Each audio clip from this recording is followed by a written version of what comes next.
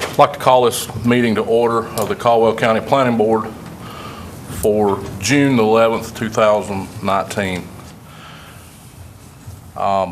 Before we get started tonight, I see we have some folks in the crowd, and I want to make sure that everyone knows there was an item on the agenda previously concerning a livestock ordinance that has been removed from the agenda, and no further discussion will be needed on that topic. So if anyone is in attendance tonight to speak about that, I just wanted to make sure that you didn't waste your time. With that having said, I would like to ask Dr. Church if he would lead us in prayer. Let's pray.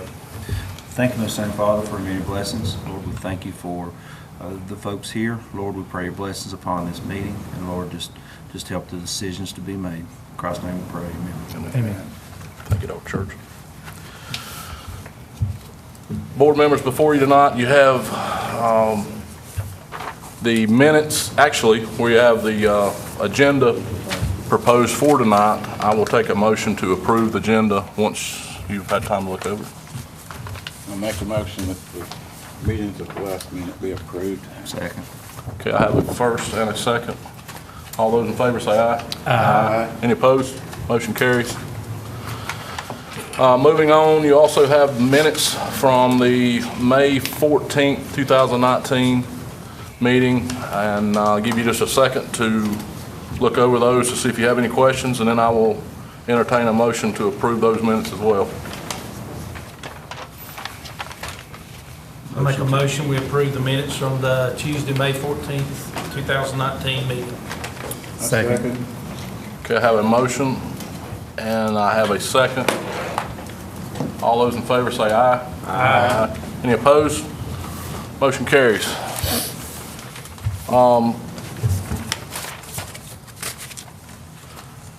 Before you have a planning board agenda item on a conditional use permit for a Verizon wireless tower, and that tower would be located, let me go ahead and get my packet opened up here.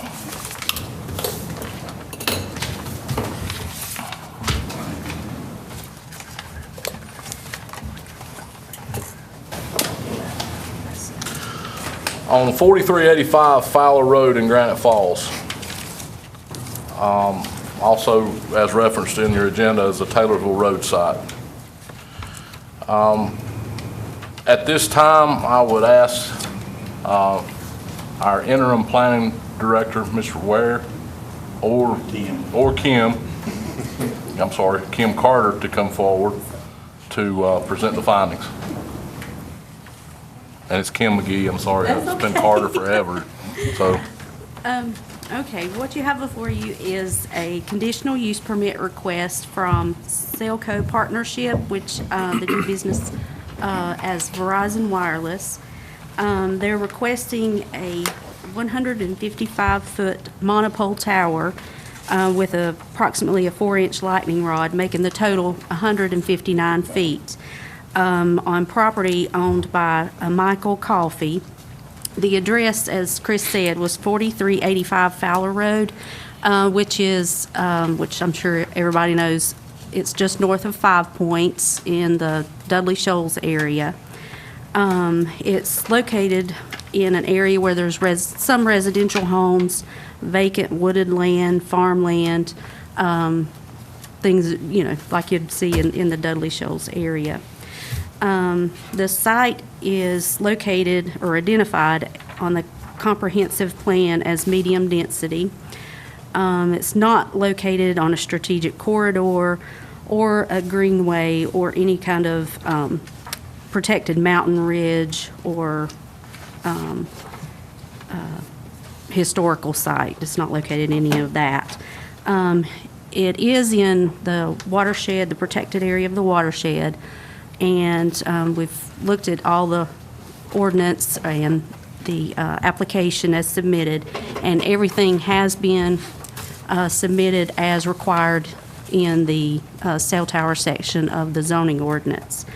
At the time of submittal, when I mailed out the packets, the address on the, in some of the application was listed on Lonesome Dove Lane, which is kind of right in that area, but it's actually addressed off Fowler Road instead. And they've corrected everything in their application packet that was supposed to be the correct address. So staff recommends approval of the conditional use permit as submitted. Okay. Thank you, Kim.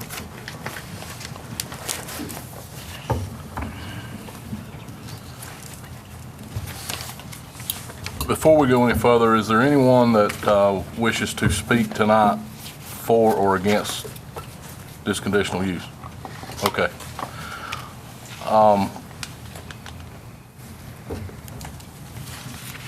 One by one, would you please approach the podium and state your name, your address, and you can go ahead and start.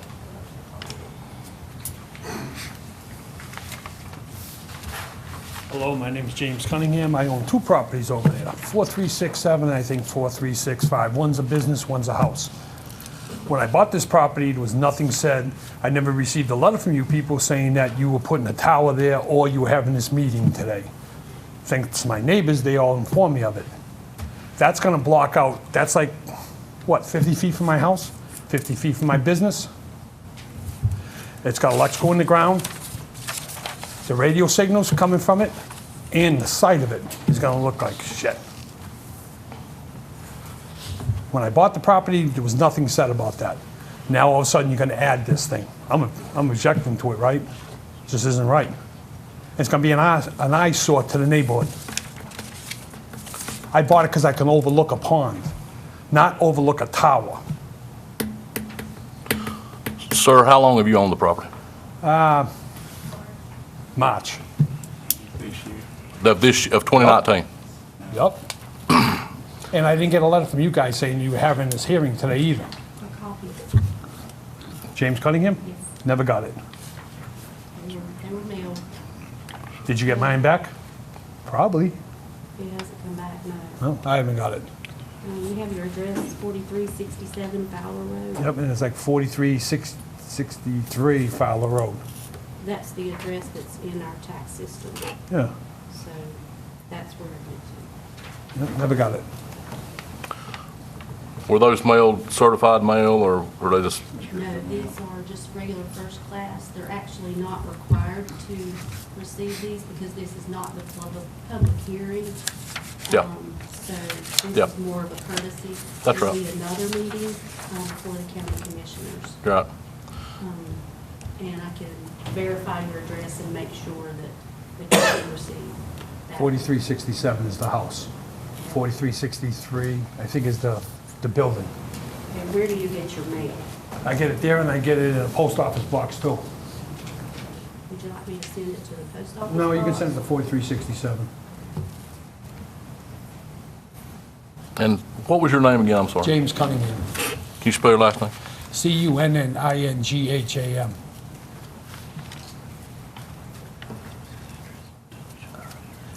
It's also going to screw up my Verizon, because it's going to be an umbrella effect over the tower. So I'm not even going to get no radio signals from it. I'm not benefiting at all on this thing. Mr. Chairman, my Okay. name is Josh Rodenstrike. I'm the attorney here for the applicant, and I'd be happy to address the board. Okay, let's wait and let's let them speak, and then I'll give you an opportunity as well. Thank you. Okay. All right, Mr. Cunningham, we appreciate your thoughts. Okay, cool, Thank you. thanks. Next.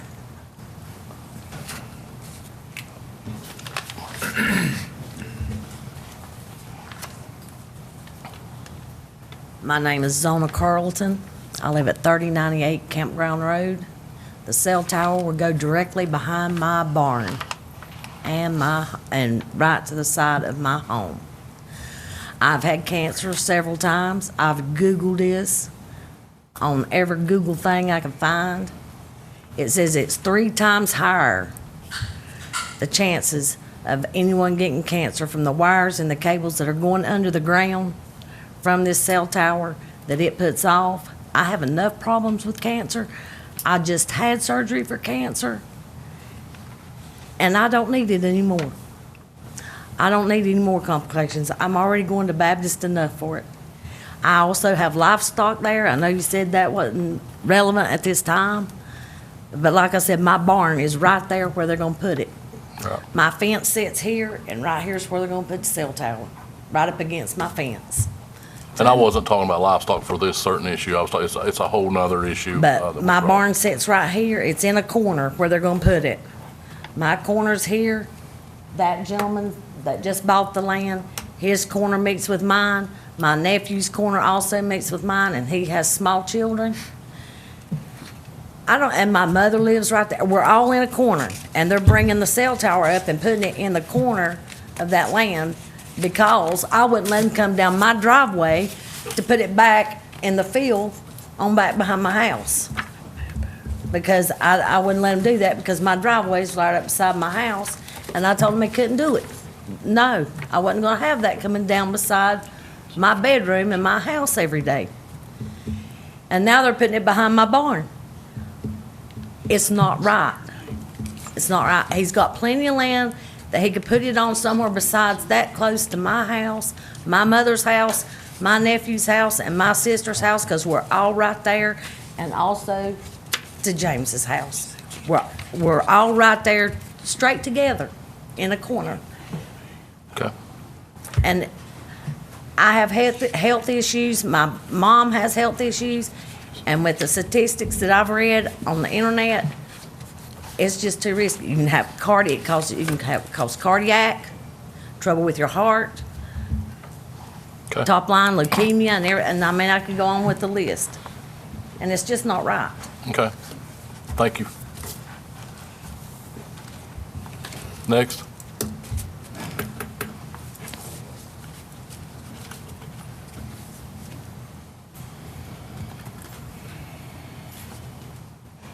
Yeah, I'm Dustin Harris. I live at 3060 Campground Road. And cell tower's going right behind my house, actually, which is where she was talking about all the property meets. My grandpa, before he died, gave me that property for me to put a house on. And I put that house there because I can overlook his pond that I've been fishing at ever since I was 2 or 3 years old. And now this tower is gonna block my view of that pond.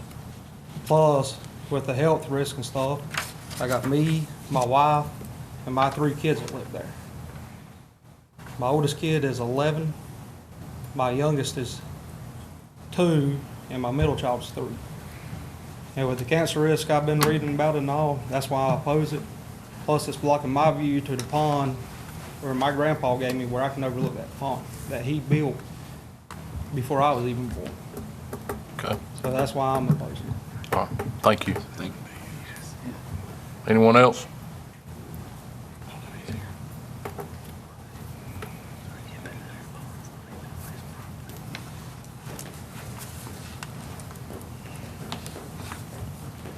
I'm Dorinda Harris. I live at 4373 Fowler Road. I also have property at 3076 Campground Road. I'm sorry. Can you speak up into the? I'm sorry. Yeah, thank you. I also have, my mother has living rights at 3076 Campground Road. And so I've got that property too. My concern is the health risk. I do have 3 small grandchildren living right there. And everything I have looked up is in, even the long-term effects, it's going to cause them health problems. And nobody wants to be near anything that's going to cause them health problems or can cause their children or grandchildren health risks. And I have studied this ever since for over a year now. And if you look on anything that a cell tower puts out, they'll tell you there's no risk. Which if I own a company, I'd tell you there's no risk too. But I have looked under doctors and FDA and all that, and we really don't need no more health risks. Like my sister said, she's had cancer and she don't need, that risk, but I'm really concerned about my grandchildren. And my property value going down, because I've been told it would decrease my property value, and I have property value over on 3092 Campground Road, which is not far from there, 3076 Campground Road, and 4373 Fowler Road. So, that's going to affect 3 properties of mine. Okay. So, All right. that's my concern, my property and the health risks. Okay. Thank you. Thank you. Anyone else?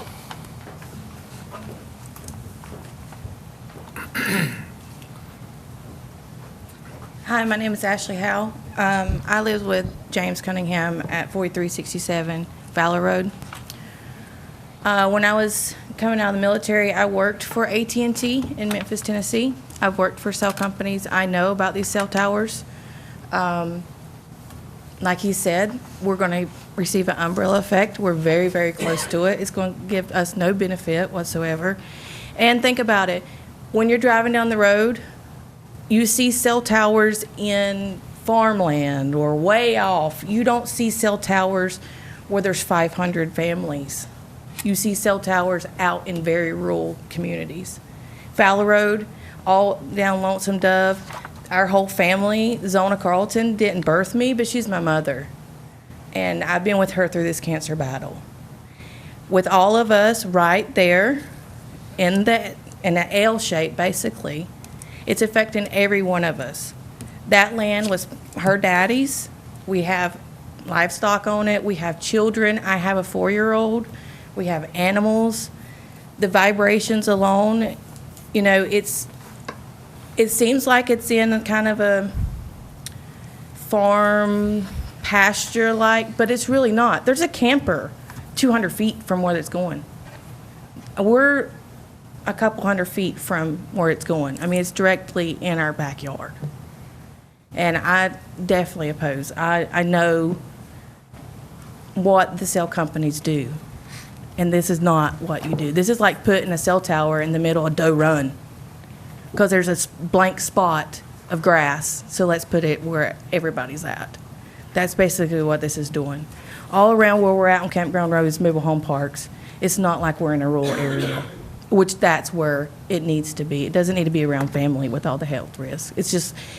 It's a risk for what? For what gain? We get no gain. We are all losing. If we're not losing our health, we're losing our property values. Okay. Thank you. Anyone else?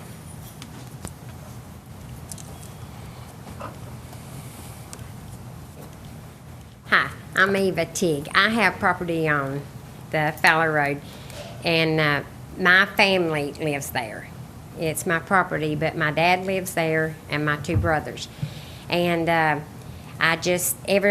what I've heard, I didn't know anything about the risk and all this stuff, but it's just hearsay, and so it's a concern to me. And so if it is a health issue, then I would be one to be against it also. And then they said something about the property value of it, that it would be. So I just thought I would come and say with mine, I would like to know more about it, but, what I hear, I thought I had a reason to come. Okay. Thank you. Thank you. Thank you. Anyone else? Okay. And this is my dad. He lives there too. Thank you for joining us. At this time, I would ask if you would like to approach and state your comments, please.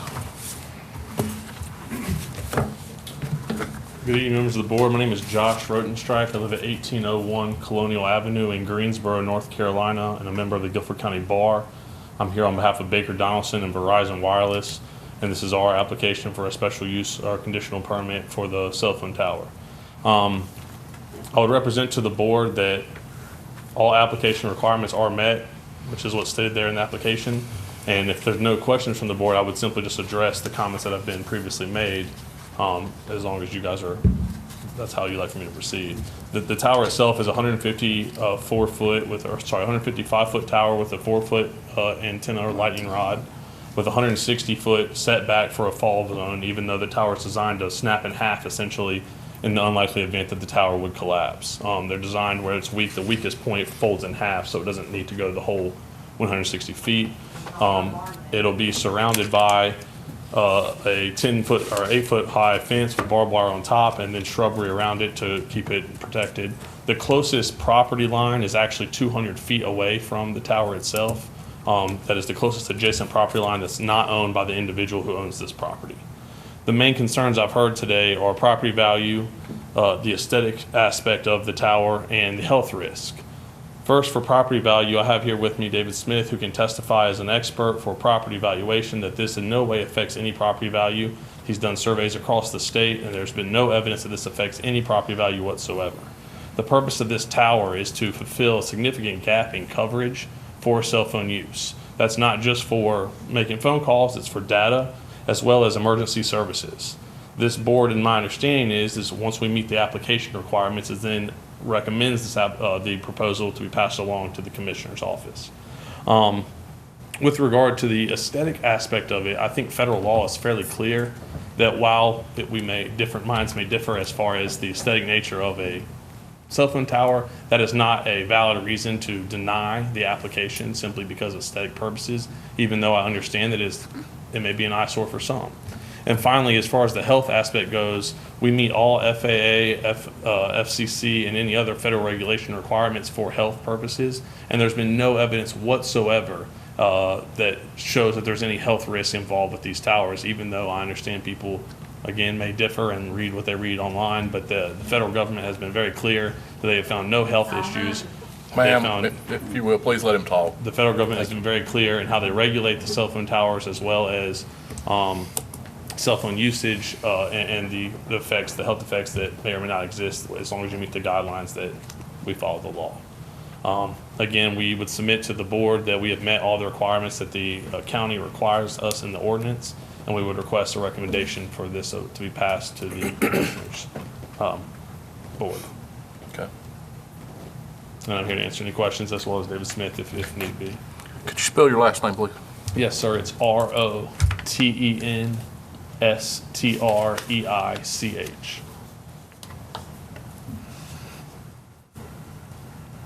Okay. Thank you, sir.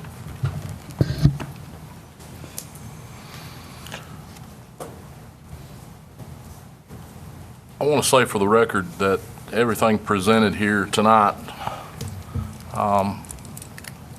for this case, we are an advisory board to the county commissioners. And what we decide tonight goes to the county commissioners for their approval or disapproval. So, when this board comes together, it's not really to decide whether or not there's a tower going in a certain area. We're meeting to discuss, number one, did they meet the criteria for the permit? Number two, was proper notification given? There's a whole list of things that has to be met before it goes to the next level. So, whatever the outcome is here tonight is not cut and dry. It will go to the commissioners for the commissioners to consider. But we will be voting tonight on whether or not everything has been met in their application for it to move to the commissioners. Just wanted to make sure that everyone understood that, and I know the board knows that. And we're bound if everything has been met, we have to approve. That's exactly right. If everything has been met here, we are bound by law to have to present it to the next level. So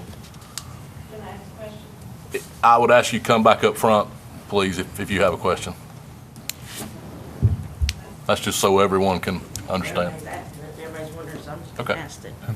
Okay, if that's the fact, our concerns, are they gonna be addressed with anybody, or did we just waste our time coming up here?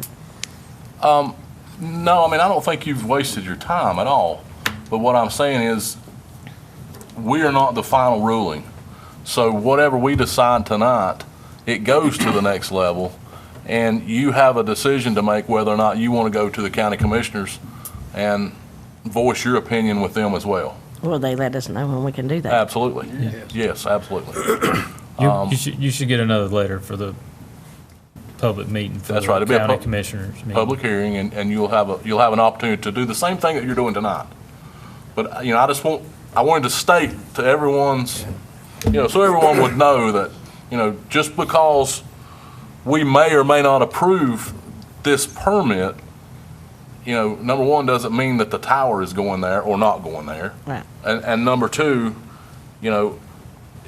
we have to look at everything they've submitted to make sure that when we pass it on to the county commissioners for disapproval or approval, that everything has been done in the proper order. Okay, and how long does that take before there would be another meeting?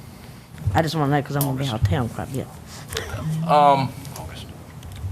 There's no meeting in July, so. It should be at their next meeting, which is July 22nd. I don't think there's a meeting in July.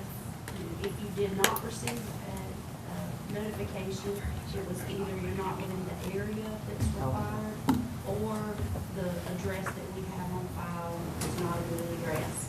So if anyone wants to call the office, or if you want to give me your address that you want notification before you leave, feel free to do so. I'll be glad to provide anybody. Yeah, I got my notification. I was just wondering about how long, so I'll be sure I'm with him. But I'm in the state of Georgia. It's okay. We have to notify you at least 10 days prior to the meeting and not more than 25. So it should be like. So July 22nd could be the date. I don't know. Kim, he's checking, he doesn't think that there's a meeting in July. At the end of July, I thought it was. Yeah, it's Okay. the only meeting. Okay. So Durandi, do you understand that it's not, the board does not make a decision whether agree or disagree with the tower? The board makes the decision is this application filled out correctly? And is it filled out the way it's supposed to be? That's what the decision will be tonight. And then it goes to the next level, and then the commissioners weigh on that as to whether or not they will approve it or not. So we would have to bring, our concerns that we had tonight won't be passed on to them. We'll have to bring them to them ourselves, right? Bring them back. I would bring them back, but they also will be passed on along this board. So they will be passed on. The absolutely. meeting online is listed as July 22nd. Your concerns will obviously be listed in the minutes for this meeting. Exactly. But when you come to the commissioners' meeting, on that back table back there, as you walk out on the right, there will be a piece of paper when you come in for the commissioners' meeting on July 22nd. You'll need to sign up for the public comment section. You'll have a certain amount of time. I'm sorry, I don't remember. It's 3 or 5 minutes. minutes. 3 minutes. And you'll be able to state those concerns again. Now, obviously, they'll say, if everyone has the same concern, they would, ask that one person state the concern, and then anyone else can raise their hand if they back up. But you can bring additional concerns. So it will be July 22nd, assuming that it makes the cutoff, which. Would you sign on a piece of You paper? sign up when you come in the door. When you that come in night. for the commissioner meeting, not tonight. Yeah, Yeah. not tonight. And then right. you just hand it to whoever's sitting right over there. And the commissioner meetings are at 6 o'clock on Mondays. So it'd be 6 o'clock on Monday, the 22nd, assuming that it is on the agenda for July 22nd. If not, it'll be on the agenda for the August meeting. How can I find out if it's on the agenda? Uh, I know you you'll said get- you're going to mail me a letter, but like I And said, agendas are also I'm going to be posted. gone. I am leaving. They're also posted online at www.caldwellcountync.org, Okay. and you can find them there, too. I can do that. And they also link to the Facebook page that's shared by multiple Or other you could departments. call Kim's office. I can, the letter, the notification letter that you received, it will state the exact date and time of the meeting. I'm not telling you. Yeah, you sure can. All right. It said it'd be 1 or 2 meetings Yeah, on the vote. that's the second one. Okay, thank you. You're welcome. I got one for you. You said everybody had to be notified of this, right? There's like 6 properties surrounding this thing you're gonna make. 2 of them are mine, and I never received any letters. So notification would have to be made for the final I'm meeting, saying the for the public. hearing tonight, there's supposed to be notification, correct? No, it's not required to be notified for this hearing. This hearing is to find merit based on the application process for the permits to be forwarded to the county commissioners. So the notification for the public hearing would actually be for the county commissioners meeting. County commissioners are going to be the ones to make the final decision as to whether the tower would be placed on the property or not. Is that So not? technically, this was a waste of my time, right, to come to this one? And I'll get the next one. Okay. no I don't problem. want Thank you. to say that. I mean, because, you obviously, Why mix you it have a up? right It's to just voice your easier. opinion, and, Well, that's it'll be fine. documented in the minutes. Oh, okay, cool, thanks. I just didn't want everyone in the room that was opposed for this to have to sit through all this other and then realize that we're not the final decision. I know that it- you weren't the final that decision, it but you goes- can say they didn't do enough this time, that the paperwork wasn't done properly, have another hearing and do the paperwork properly, not screw up that this happened. Right. That's it, that's all I'm asking, just, it wasn't done right. We should continue this for another hearing and start off fresh and make sure everybody gets everything. I will ask this, is there anyone else in the audience that did not get notification? Is there anybody in the audience that just moved to this state? Nope, see, one for one. Make sure you give me your mailing address, the correct mailing address. 4367 Fowler Road, Because what we go on is what's listed on the on the tax taxes. records. And What was what the, was sent there, but Nope, never got it. that I don't know how to. And I own the Kim, building is next the, to it. is the It's a next different one, address. is it mailed certified mail? the next Or is one? it Doesn't still, have it's to just be. regular mail? Just regular first Okay. class mail. There'll be a sign posted, probably on Fowler Road at the nearest location of the cell tower site with the date of the meeting. There'll also be an ad placed in the news topic. Right. And at 200 feet, my whole side of my yard is gonna be razor wire. If he's saying it's gonna be all razor wire to protect this tower, 200 feet away is razor wire on my property. I understand that, but you got to realize we're meeting on, did they meet the No, criteria? I'm just saying, he Is just the- said, right. he's gonna That's put the right. razor wire. Okay, so when I come up my yard, the fence that's there now, it's only like 5 feet from the house. The building is only like maybe 5 feet, so I'm gonna be touching razor wire when I come out my door. I understand that, but you understand what understand. we're saying? Okay, all right. Okay, we're good? Okay, have a good day. Thank All you. right, thank you.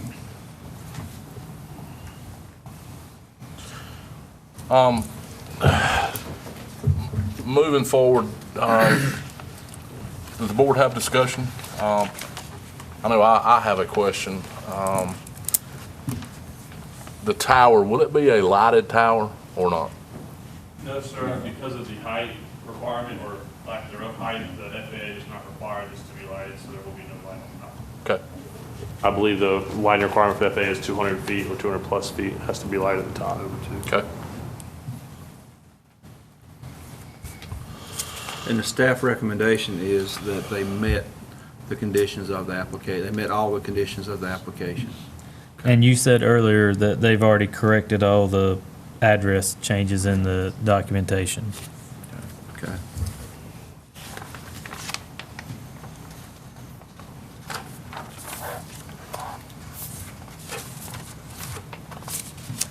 Any other questions from the board?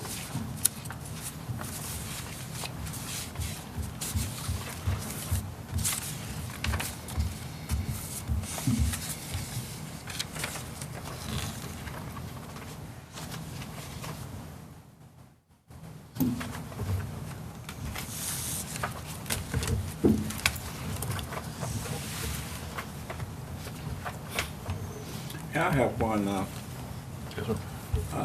they made several observations about wires being ran.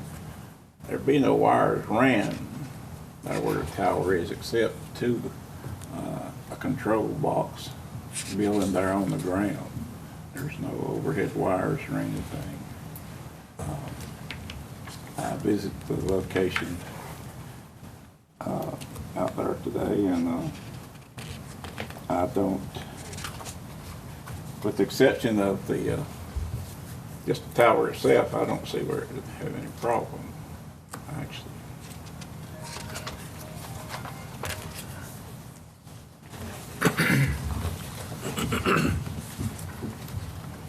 So they don't have water run out on the ground, on the tire, all around in that fence? No, just a certain building. I done some trenching there, and we dug through them, and it cost a bunch of money to put them back. There was all under the ground in that fence there. We're down there where you're at now? Well, it's on over the road a ways, but I done some trenching there for some people, and it had all kinds of cables on the ground, wide cables all that up for on a the cell ground. tower? Huh? Was that for a cell tower? Yes, sir. I can't speak for that. I mean, I'm not in that business, but I mean, I would assume there's probably a lot of grounding cables there Yeah. that, you You've know. got to have ground. They go all up on the fence. They've got sand on top of the ground, and all them cables go up on the sand there. Well, it shouldn't go no farther than the fence itself, because it really just be grounding purposes. And the one I done there, it had cables all every which way on it, every so often. Well, would it be a guide wire, you know? No, it's cables, it's Yeah, cables right for. freestanding tower. Right. Oh, okay. Well, when they come talking to me about running it down my driveway, they told me that they'd do anything to my driveway I wanted because there was gonna be wires coming down my driveway underneath the ground. Verizon man told me that. I was there, he did. He said they'd be out going all the way from the road underneath the ground, all the way out to the tower. Because they was gonna have to cross my property too to do that. I think the wires I'm talking about is ground wires for the tire, you know, but they're all inside that fence on the ground. Right. Oh, the lady that just spoke about running the wires down the road and all, That's me. okay. Are you, that might be the power company running their cable Only thing I down know there. is that when he came, there was a scout came to my house, and he was looking for a place to put a cell tower. And he told me, when he was asking me about my land and how it run, and he asked me about the barn, and I said, that's my barn, and he asked me if I had any livestock in my pasture. And I told him yes, that I had a cow. I got a Black Angus cow in my pasture. He's nothing but a pet, but I love him. And he asked me if I'd be willing to get rid of him because he couldn't put a cell tower there because of my cow. Would I be willing to get rid of the cow to have a cell tower? And I told him no, that there was no amount of money that could get me to get rid of my cow and to give up my land. And the reason my land is so important to me, I'll explain that to you too, is because it was my father's. I understand that. My father's barn, my father had the cows there. Now, I got the cows there and I got goats there. It means something to me. We understand that, ma'am. And the gentleman who's wanting to do it, he doesn't even live there. He got mad at me when, with a cell tower guy first, I told him no, that I wouldn't do that. So then he went to Mike Coffee. Then Mike Coffee came to me wanting to run it, wanting me to give them a right-of-way to go down my driveway. And he talked to me 2 times. And so did the Verizon man that came. I can't remember his name. What was Frank. His first name was Fred. Frank or Fred Frank, one. I think. And they told me about the wires and everything coming down my driveway. Well, I already knew I didn't want it because I wouldn't let them put it in my pasture and get rid of all the stuff that I have worked so hard for to get back. That was my daddy's. And so I told Mike, no. I said, no. I don't want it going down beside my house. I don't want it going down my driveway because there's not but probably the length of 3 chairs from my house to my driveway. I mean, it's right up on the side of my house. So And are you on? I'm the, on 3098 Campground Road. What I was saying, are you located anywhere near that Lonesome Dove? Yes. It runs right, it's behind me. Technically, my driveway I think in the board, it comes up through my driveway, Lonesome Dove Lane. It's just a big circle, and the Schultz, the Carltons, have always lived there all our lives. So Ms. Carlton, if you will, are you available to come back on? Yes, sir, I will be because- here anytime. Because because the Board of Commissioners have the discretionary decision-making ability. We don't. Yeah, but Our decision is the application, is Yeah, it I correct? and is it- understand that. So that information would be great for the July meeting. Absolutely. But thank you. Thank you, But ma'am. that's, so but much. that's how I know about the cables, is because the man told me when he was trying to talk me into letting him do my driveway, because I didn't know anything about it until I was sitting on my porch and I let my dogs out to use the bathroom. And I saw this guy walking up my driveway, and I didn't know who he was. And I got up and I said, "Who are you? Where did you come from?" And he said, "I'm from Verizon, I'm a surveyor." And I said, "Well, I own this." And then Mike come around the corner and he was telling me what, they wanted to do, and that they wanted me to give them a right-of-way to go down through there. And that's how it all started for me. Okay. Thank you. It's a power line going down Moxon Dove Lane over there to Mr. Coffey's. So I don't see Call for why that'd be question. running Thank you, ma'am. no power line down through there.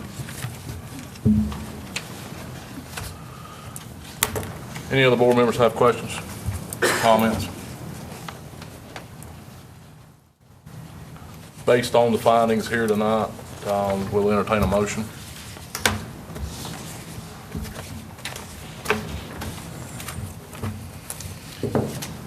Motion to approve as recommended by staff. I second. Okay, and I will say that we have a first and a second. Before we vote on that, we are voting tonight on this permit that has been presented for us by staff, and, the motion is to approve this based on all the information being correct, and therefore going on to the next level to the commissioners. So I have a motion and a second. All those in favor say aye. Aye. Any opposed? Motion carries. Thank you all for coming tonight, and you'll be notified of the commission board meeting. Thank you. Thank you.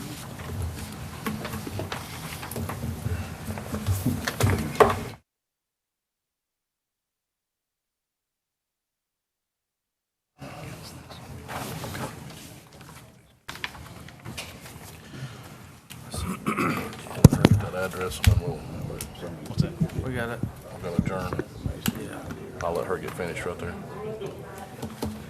And then go into the other. Yeah.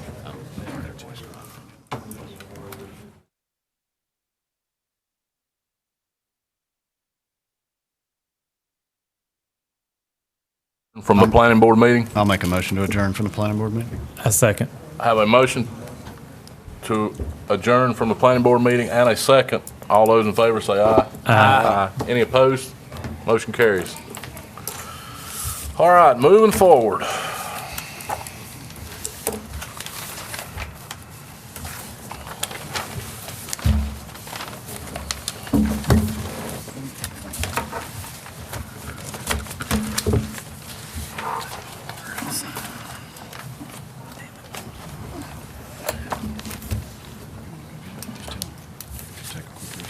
I'd like to call to order this meeting of the Caldwell County Board of Adjustments into session on June 11th, 2019.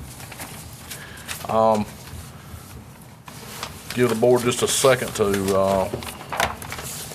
get out your paperwork on the item presented for us tonight. I'll give a short background of the case that we have an appeal against tonight. In your packets, you were mailed some information with different exhibits concerning an issue that we have with Caldwell Timber,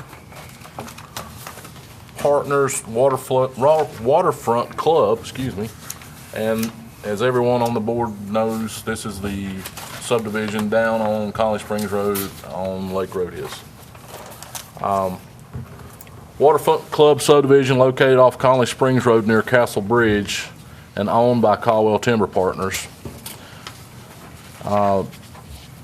You have Exhibit A and B are required by the Caldwell County Floodplain Ordinance to submit a certification from a certified engineer for the purposes of obtaining a no-rise certification. They have submitted a certified no-rise certification completed by West Consultants. However, the North Carolina Flood Insurance Program cannot confer with the no-rise certification based on the report as provided and strongly recommends the developer seek a conditional letter of map revision instead. The Caldwell County staff has denied the floodplain permit based on the recommendations of the NCNFIP. And I'm not going to read all this. Y'all had time to look through this. At this time, I would want to speak to the board just a second on,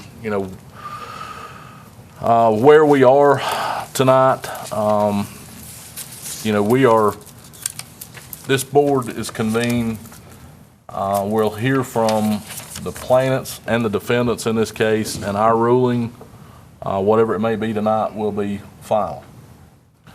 Does anybody have any questions? And I think everyone on this board has went through a Board of Appeals prior in the past, so this is not new territory. At this time, I'd like to swear in the persons that are going to give testimony tonight and the evidence. I would like to ask everyone to come forward that plan to give testimony regarding this case, and we'll swear them in.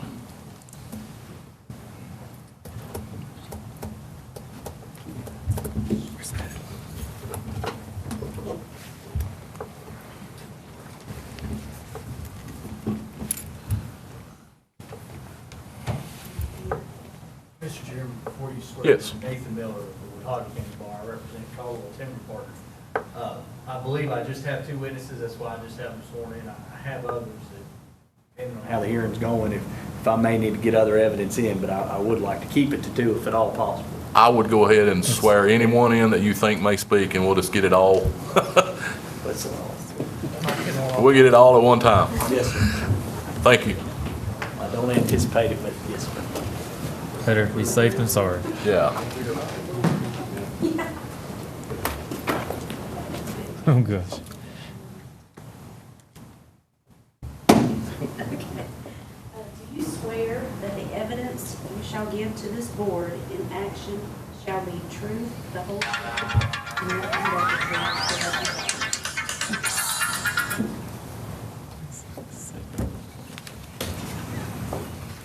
I was about my yacht.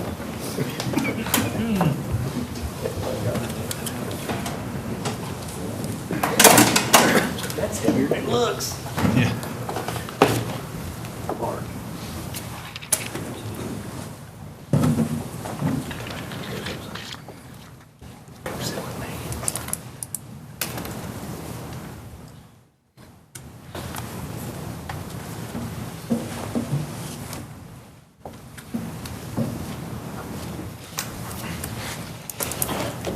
At this time, I would ask for the staff to give an overview of the situation. Come forward to the podium. May I have a copy of the board packet? Do you have an extra copy? I don't know. Got one right there. I just don't know what's in it. Okay. Thank you.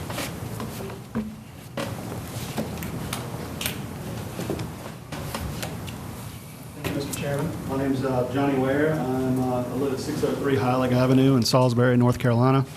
I've been serving as the interim planning director and. Mr. Chairman, Yes. before we proceed, I just want to ask, is the board receiving this as testimony from Mr. Ware? No, this is an overview of the case. This is all this is. Just want to make sure I understand. It's an overview for the board members, sorry. Okay.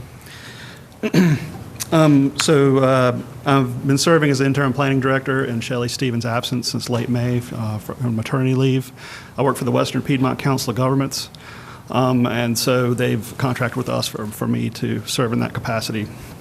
So I came in at the, probably after the no-rise had been submitted, but before the letter from Mr. Brubaker came in. So the ordinance states basically that no encroachments, including fill, new construction, substantial improvements, and other development shall be permitted unless A, it is demonstrated that the proposed encroachment would not result in any increase in the flood levels during the occurrence of the base flood based on hydrologic and hydraulic analysis performed in accordance with standard engineering practice and presented to the floodplain administrator prior to issuance of floodplain development permit, or B, a conditional letter of map revision, or CLOMR, has been approved by FEMA. A letter of map revision, or LOMR, must be obtained upon completion of the proposed encroachment. The applicants, Caldwell Timber Partners, LLC, have submitted a no-rise, and that is in your packets as Exhibit C, which, and they feel at this point they've met the requirements of the ordinance. So that fulfills A. Shelley Stevens received this sometime after it was completed in December 13th, 2018, and she received it for approval or not approval, no approval. She then decided to contact the NFIP coordinator, John Brubaker, PE, to get his technical assistance on reviewing the document. At that point, he sent a letter stating that he strongly recommended that the developer apply for a conditional letter of map revision rather than continue a no-rise certification for the proposed crossing. Sir, at this point, I respectfully object. I understand you're not hearing testimony in regards to that, but he's telling hearsay to the trier of fact. And I would object to Exhibit D and Exhibit E in your packet, being letters written by Mr. Brubaker to the board. I do understand it's a quasi-judicial board and the rules of evidence are somewhat relaxed, but for the record, I would object as they are hearsay in regards to Mr. Brubaker's opinion. I would ask to just keep your comments confined to the exhibits been presented to us. Okay, well, my determination was based on things that information that I received from the National Flood, Mr. Brubaker. At that point, I've got to make a decision as to whether or not, I take the no-rise or I go along with I'm not sure how to answer this without addressing the issue. So,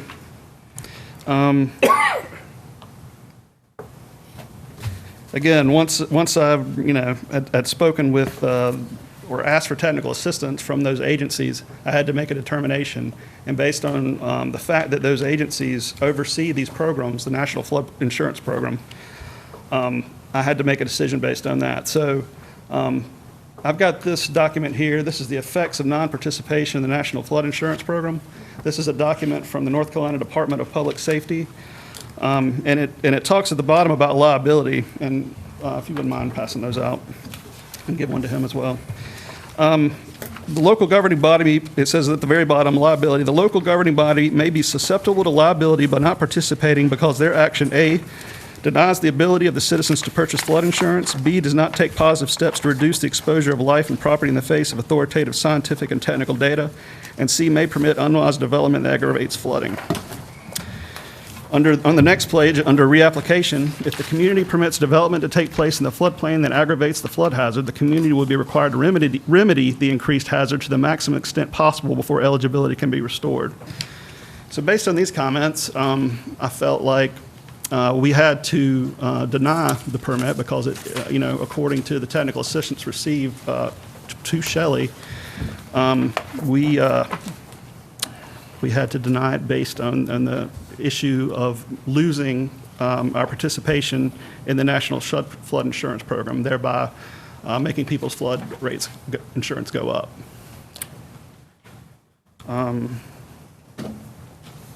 Let's see.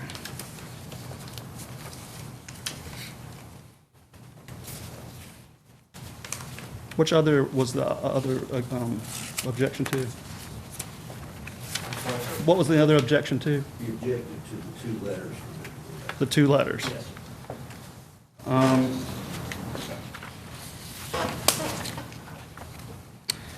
Let's see. So I based my decision on that. That is when the gentleman decided to appeal. In their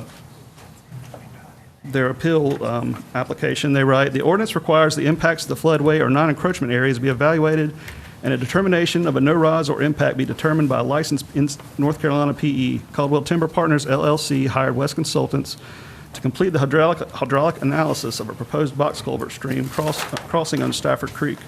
The results of the analysis are attached and were presented to Caldwell County.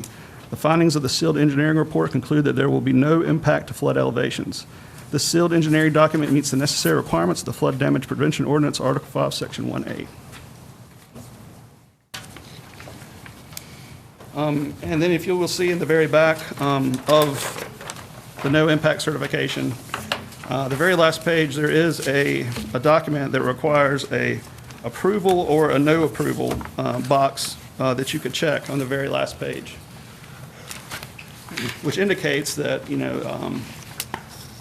the floodplain administrator does have the authority to approve or deny the floodplain issue, and did so based on technical assistance received from other governing bodies. Okay. That's all I have. Thank you, sir. At this time, I would ask the applicant if they want to come forward and speak. For an opening statement? Or Yes, presenting? for an opening statement. Yes.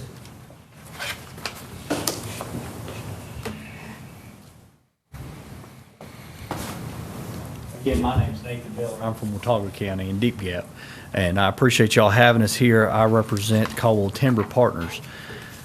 Caldwell Timber Partners is developing a neighborhood down along, I believe it's the Catawba County boundary of Caldwell County. And in this, they need to cross a creek. And that's what it comes down to, some culverts in a creek. They applied for and received, and the evidence, you'll hear this in testimony, they applied for and received an Army Corps permit, a state wildlife permit, and they were in the process of getting the no-rise permit from the county, or the flood, I shouldn't call it the no-rise permit, that's incorrect, a flood development permit through the county. They hired an engineering group, and this engineering group and surveying group has worked with Caldwell County, worked with a lot of municipalities. They've reviewed these no-rises before, they've created no-rises before. And they created this document, and the way they created it, they are engineers, they're licensed engineers by the state of North Carolina. And Mr. Poteet, who you'll hear from, is the one who actually sealed it, and you've got a copy of it, the no-rise in there. He came out, took measurements on the ground. I'll let you walk it through. I'll let him walk you through the technical stuff because that's not my cup of tea. But basically, he's concluded that there is no rise in the flood level based on the culverts that were designed. We want to do right. We don't want to cause flooding because as you'll hear, and the way this neighborhood is designed, it's our lots, it's our neighborhood that's upstream. I mean, it doesn't do us any good to cause flooding. So that, and the more flooding we cause, the more disruptive it is for our lots to be buildable on. So that doesn't do us any good. I mean, we want it to have no effect whatsoever. So we went through the process. There's the ordinance, the county law here gives two options. You can get a no-rise certification, and this is under Section F, subsection 1, and then there's an A and a B. You can do the no-rise, where you go out and measure it, make sure that it's not going to rise the creek during a flood event. Or 2, you can get a CLOMAR and a LOMAR.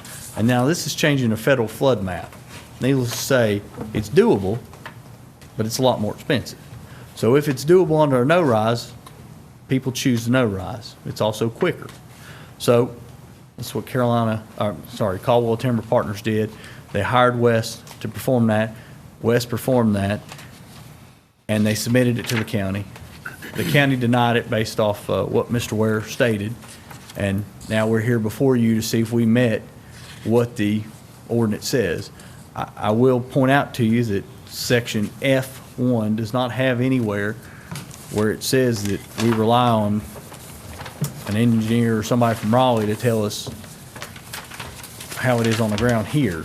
It merely states that if a professional engineer licensed by the state of North Carolina using standard engineering practice seals it, then it meets the standards of the ordinance. And so we're just asking to enforce the ordinance and asking that the department issue us a permit so that we can continue on with this development and move forward. So thank y'all very much. Thank you. Mr. Lackey, would you like to have an opening statement? Yes, and I'll try to be very brief. Good evening. My name is David Lackey. I am the county attorney, and I am here representing Mr. Ware and the planning department tonight in defending his action in denying this permit. Mr. Ware, of course, has given you an overview, and you have some of the relevant documents in front of you. I'm going to have him to testify about the reasons why he has denied this permit, despite the fact that the developer, Caldwell Timber Partners, did obtain and submit a no-rise or no-impact report from a licensed professional engineer. And somewhat in his testimony and in my closing argument, I will point out to the Board of Adjustment why I contend that he is correct in denying that permit, and why the ordinance and the law does permit him to rely on the technical advice of the state engineer that he has relied on in denying this permit, despite the engineering report that was submitted. And Mr. Chairman, you always tell, and this board is both judge and jury in this case. As a lawyer, you're always very careful when you tell a judge that he's wrong about the law. But let me point out, you made the statement that this board is the final say. You may not be. These things can be appealed to Superior Court. And when that happens, there's no additional testimony, there are no additional exhibits. The Superior Court is acting as an appellate court, and they simply review the testimony that you heard and the exhibits that were admitted into evidence in your hearing. So if I seem to be very technical and very obtuse in how I'm doing things, please keep in mind I'm building a record so that if we wind up in Superior Court, the Superior Court will have everything in front of it that it needs to review what happened at this Board of Adjustment hearing. And I certainly accept your correction. I was pertaining to this board is the final decision at the county at this level, at the county level. Yeah. And then from there, you know, if whatever the decision, they can choose to go to the Superior Court. But thank you for the correction.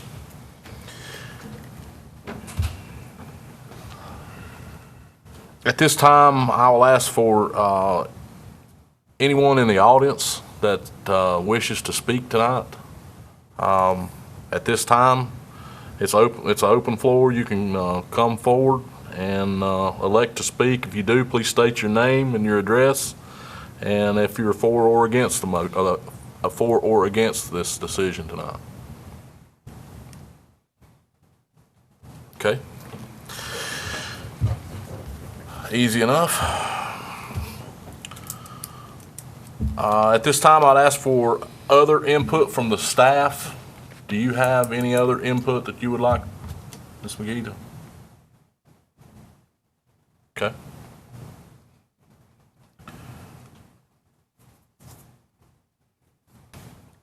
Okay. At this time, we will ask you to come forward and present your case. Yes, sir.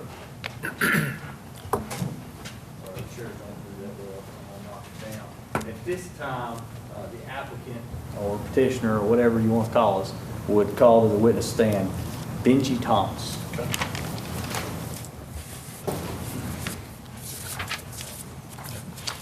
It's Benjamin. I go by Benji Thomas, West Consultants Engineers. I live at 2033 Old School Trail, Morganton, in Burke County. Thank you, Mr. Thomas. Mr. Thomas, are you a principal of the West Group, West Consultant? Yes, sir. I'm the managing partner. And what is West Consultant's relationship with Caldwell Timber Partners? Caldwell Timber Partners came to us early on. Excuse me, let me try to get my throat clear. When they were first looking at the property, they asked us to help with the planning, even the rezoning process, but primarily the engineering. So that would be the road design and utilities, water system. What is this project? So this is a single-family residential development, several hundred lots planned, including many lakefront. But was originally zoned industrial, but the entire development will be single-family residential. Zoned and change? Yes. And you said it was lakefront. What lake? Lake Road. All right. So, how many phases are there of the property? 3, yeah. We're in the middle of phase 2 at the moment. And when you say phase 2, is this road project part of phase 2 or phase 3? All the phases have roads. Excuse me again. So, and those are the major phases. It's platted even at sub phases within each phase.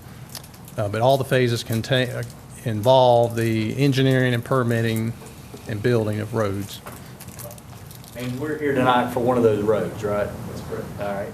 And what exactly, do you know what creek that road crosses? There are actually more than one stream, and the one in question tonight is called Stratford Creek. Okay. And for Stratford Creek, what permits are required to cross a creek? So it's what's called a jurisdictional waters of the state, because it is a perennial stream and it's mapped. So you have to get a permission from the Army Corps of Engineers. That's under the authority of the Clean Water Act. And in order to do that, you have to get comments from interested agencies such as North Carolina Wildlife. There had to be jurisdictional mapping, so an environmental consultant was hired by Caldwell Timber to map where the actual streams and wetlands were. But the Army Corps of Engineers is the issuing authority to impact a creek. Okay. And who else do you have to get permits for to cross the Stratford Creek? Caldwell County. Okay. And do you have to get a permit from the state?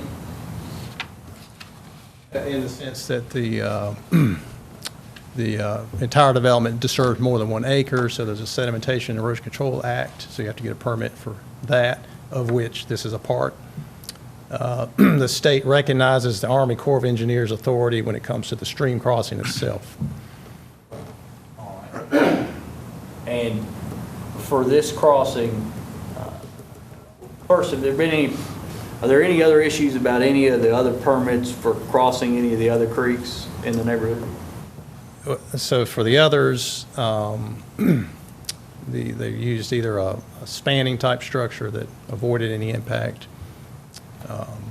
or it was not a mapped stream. They're more minor streams that don't have a floodplain map and floodplain level associated with them. So I don't develop anything, so I'm going to dumb it down on my level. You only have to go to the federal government and the county here if it's a map, if it has a floodplain map. To be more precise, the county and the federal government all have jurisdiction with any kind of land development in terms of you're disturbing the creek or if you're disturbing more than an acre of land. With this particular Stratford Creek, you have the additional requirement of this saying whether or not there's an impact on flood levels because it is mapped as a flood, has a mapped floodplain elevation associated with it. So, and I hate to ask, because it sounds elementary, but what is a floodplain? Good question. So, it's the 100-year flood is commonly called, or a 1% chance each year that you have an event, storm event, that would actually reach a certain level. So that the theoretical level of water in the stream that would happen once in 100 years on average. That's kind of the definition. And the idea being that you wouldn't build within that floodplain. So like yesterday or the day before? Yeah, I haven't heard statistically what that was, but yeah, that's a major rain event. And who keeps those maps and who develops those maps? So to the best of my knowledge, it's FEMA, Federal Emergency Management Agency, develops them. I think they have some kind of partnership with the state of North Carolina. All I really know is the state of North Carolina, they do manage, they implement the program, I guess, for our state. So they have the data available on their website and that sort of thing. But FEMA is the overhead organization. Okay. So what all was your firm engaged with in regards to Stratford Creek? So we designed the road for the entire subdivision, including the crossing of Stratford Creek. So we did the engineering to determine the size of the culvert and the width, the length of it. All right, so let's go back. So you said one of them was it had another crossing that actually spanned the creek. Here, it's some culvert or a culvert in the creek? The proposed culverts is two of them, box culverts, rectangular, because it is a major stream, so it took a larger culvert to pass the flow. Okay. And when we're talking about size, how big are these things? They're each 9 feet by 14 feet. So you have two culverts that are 9 feet by 14 feet. That's correct. How big is a creek? I mean, you could probably jump across it most days. It doesn't look that big, but. So, in regards to exhibits, Your Honor, I want to talk about this and move to introduce it and hand you up a copy. I know that we have gone through, you have the board packet of F. Some boards like me to do applicants one. Some boards like me to just continue on with the alphabet or the numbering system, whatever they're using. I'm at the board's pleasure. I don't care. I just want instruction. I would say for simplicity, let's just go on with the alphabetic. Yes, sir.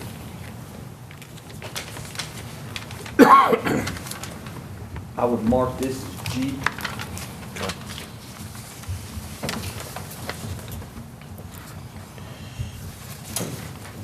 While I'm marking it, Mr. Thomas, what is that over there? Okay, that's a map that our firm produced just to help with discussion purposes of this matter. So it shows the development, the waterfront club development, shows some of the major roads in the area, and shows Stratford Creek, and it shows the proposed stream crossing. We can't see. Yeah, I was gonna say, can you move that? And I can't either with my, I don't have my glasses. Okay.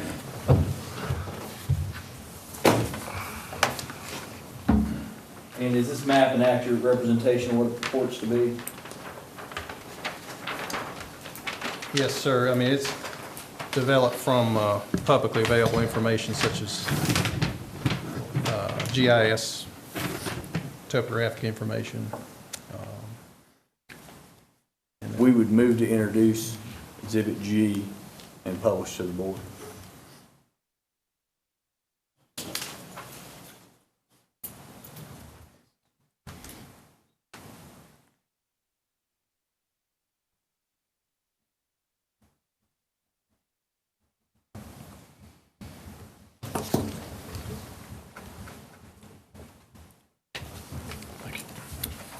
Thank you.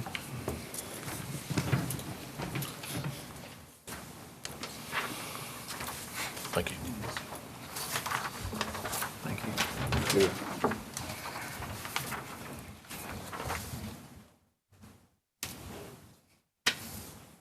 So now that everybody's got a copy closer. You've got a copy? Yes, sir. All right. So what is, tell us what we're looking at and where. Okay, so at the bottom of the page, you'll see a real heavy black line, and it's labeled scenic lane, so that is the proposed road for the subdivision. And it's kind of in the middle of that hoop. You see it labeled Stratford Creek. So that's the proposed crossing Stratford Creek. You see at that point BFE 1008.0 feet.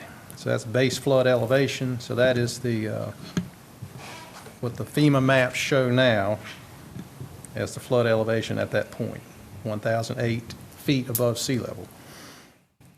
And you see it's labeled there, proposed double box culvert. And then in addition to that, we have shown the boundary of the development. That's going to be the not so heavy line that's got some long dashes to it. The pink one?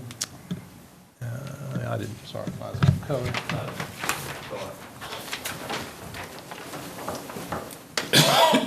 Yes, that's correct, the pink one. All right, and so that's the boundary of the Caldwell Timbers property being developed. You see within that label, the lots, they each have a number. And then the lines that are kind of wavy all over the place, those are contour lines, those are elevation lines, and they're labeled, again, in feet above sea level. And then lastly, we've labeled a few structures that are in the general vicinity and showed you how far away they are. So kind of to the northeast, you've got a few structures, the closest being 1,385 feet away. And directly to the north, you've got some structures at 1,989 feet away. So that kind of gives you a concept of the area. So everything else besides these structures that you see, everything inside the pink line is Caldwell Timbers property, which is being developed, but is currently not developed. In addition, probably most importantly, the dash, kind of skinny, thin dash lines each side of Stratford Creek. That is the floodplain. So that's the boundary of the floodplain according to the current mapping. And it's labeled there 100-year flood line. So going to that, those little dotted lines that you've got as a 100-year flood line, that is the area that, according to government data, would fill up in a 100-year flood event. That is correct. And nobody's allowed to build below that. As county staff, I'm sure, could say, I mean, there are conditions in which you could build in a floodplain, but generally that's the idea, is that you wouldn't, or else you'd meet certain additional conditions, actually make your structure flood-proof, for instance. Okay, all right. So you wouldn't want, it would be unlikely that a residential home would be built within the 100-year flood zone, correct, or would you? That's very correct. I mean, where land was maybe more at a premium in terms of many houses in tight space, but for this type of development, there'd be no reason, in my opinion, to build it within that floodplain or even very close to it. Okay. And just, and I know I'm going to get into this more with Mr. Petit, but when we're looking at a no-rise certificate, does that mean that we're saying whatever structures, whatever we're doing with the creek is not going to make it change the boundary of this 100-year floodplain as it exists now? That's correct. And in addition, that those flood elevations, those BFEs, base flood elevations that are labeled, those come directly from the FEMA maps. And so the no-rise certification is that those elevations would not rise during a 100-year flood, even after the culvert's installed. Okay. So that basically that everything will stay the same. That's correct. All right. And then the CLOMAR, which is a conditional letter of map revision, and the LOMAR, which is the letter of map revision, would actually change the entire map and move this 100-year flood line and the BFE. Yes, that's the meaning of those terms that you If your activity does create a change, then you document that through those processes. And pursuant to the ordinance, those are the two options that Caldwell Timber Partners had. Either seek a no-rise certificate or a Clomar/Lomar. That's correct. Okay. So, looking just at this map for a little while longer, the BFE is 1,008 feet where the culverts are proposed, right? That's right. And to the closest structure, which would be there on the right, that elevation is 1,140 feet, right? That's correct.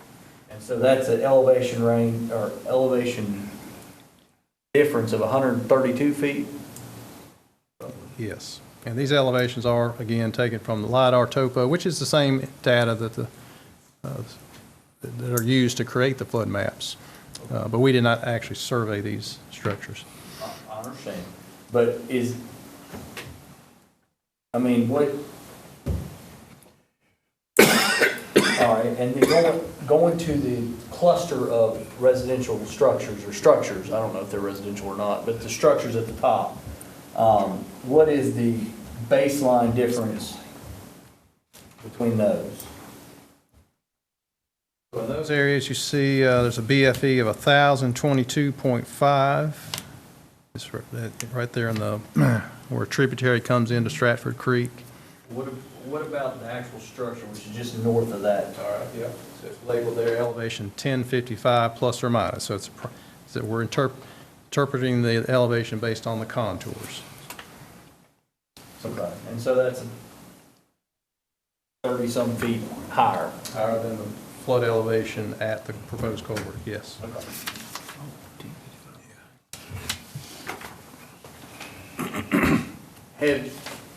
Has your company ever worked for any municipalities in Caldwell County? Yes, and we currently do as well for several municipalities. Can you name them? Yes, town of Sawmills, town of Roadhiss, town of Gamewell. Those are the only three I can think of. Okay. And what other municipalities or counties do you sometimes work with in the surrounding area? Quite a few. Of course, our office is in Morganton and Burke County, so we work for the majority of the local governments in that county, including the county government. We do work for the town of Taylorsville and Alexander County. Over in Iredell County, we do a lot of work for the town of Troutman. Those are some of our primary regular clients. Okay. And as part of your business, do you normally do no-rise, not you, but just the businesses? Our firm, in general? yes, we've done quite a few.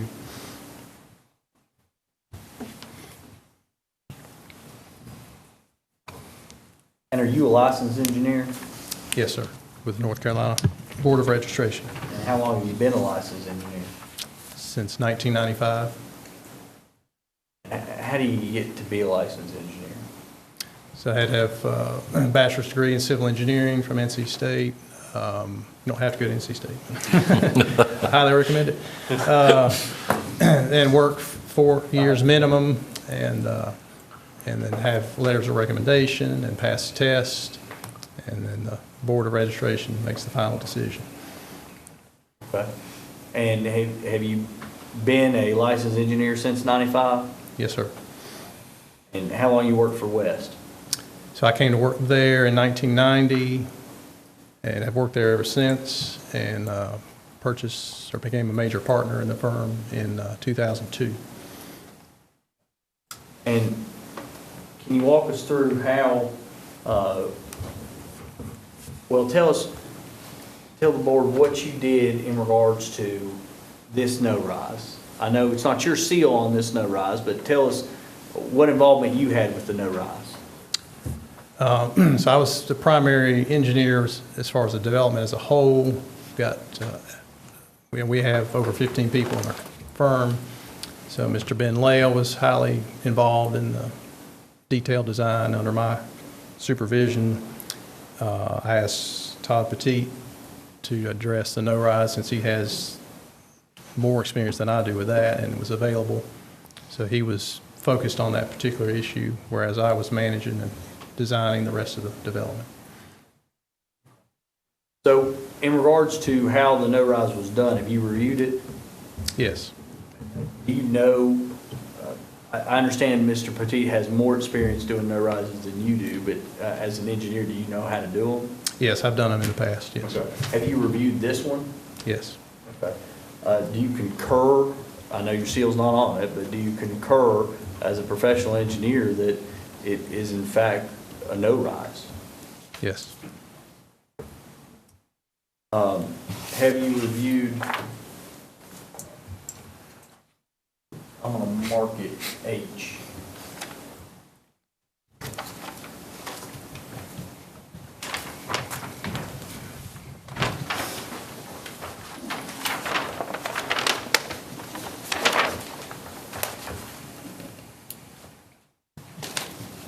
I'm sorry, I would have pre-marked, but I never know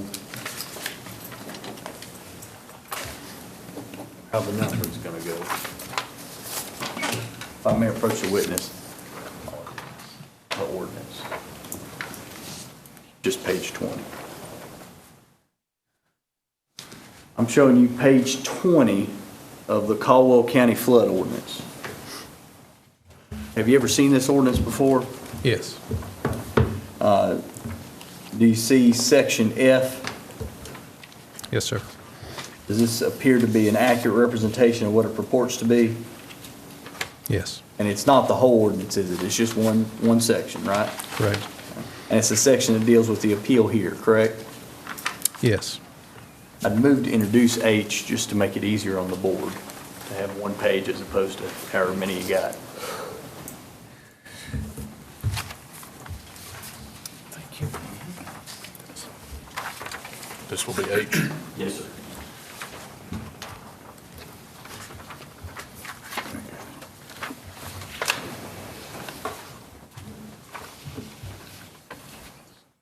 So, Caldwell Timber Partners, through your firm, went through and did and utilized the first part of that, right?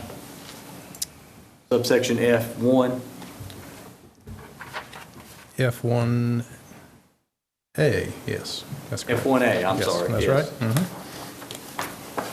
So, was your review, and I understand you didn't do it, but your review of what Mr. Petit's work was, was it based on hydrologic and hydraulic analyses? Yes, so Mr. Petit used the Hydraulic Engineering Center's RAS, River Analysis System, their modeling software, which is a standard software used for this type of thing. And so it is, and I've used that in the past. So the hydrologic part of it is basically given to you. The state or FEMA has estimated what the flow in cubic feet per second coming down the stream would be at each station along the stream during a 100-year rain event. And then, of course, the hydraulic portion of it is using engineer principles to estimate what the velocity of the water is going to be through the channel, the stream, and what the resistance is going to be on the sides and bottom of the stream, and therefore what the level is going to rise to during that event. So to answer your question, the hydrologic and hydraulic analyses was performed by our firm. Mr. Petit did the work, but he used the same software that I've used in the past and that the state uses and FEMA uses. And was that done with a standard engineering practice? Yes, sir. Those would be my questions for Mr. Thomas. Hold on, you got Mr. Lackey may have something. Mr. Thomas, I understand you to testify that this would be a double box culvert, dimensions 9 feet by 14 feet. Yes. Let me ask you to take a look at the fifth page of your December 13th, 2018 no impact certification. No, sir, I do not. Let me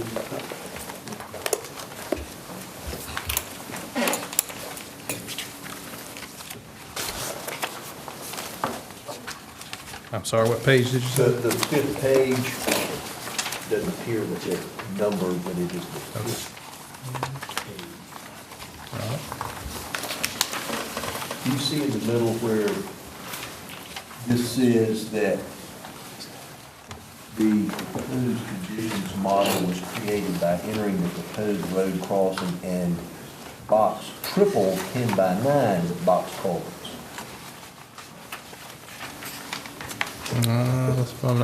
Let's see, December 13th report. Yes, sir.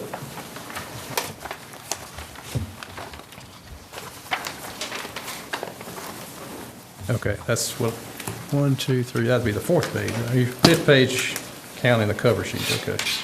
All right, I see it. Proposed conditions model was created by entering the proposed road crossing and box triple 10 by 9 box culverts into the program. So the analysis was done based on triple 10 by 9 culverts. The earlier analysis, yes. The earlier? Is this not the earlier one, December 13th? Is there another one? Yes. Okay. The only copies I have are the December 13th. Do you have a copy of the later analysis? I don't personally, but Kyle probably does. Okay.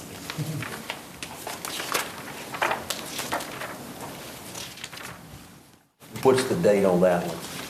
March 25th, 2019.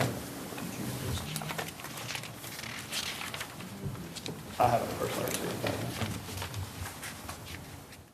And what culverts were used in the models that were used for the analysis in that later report? March 25, you say? Yes, sir.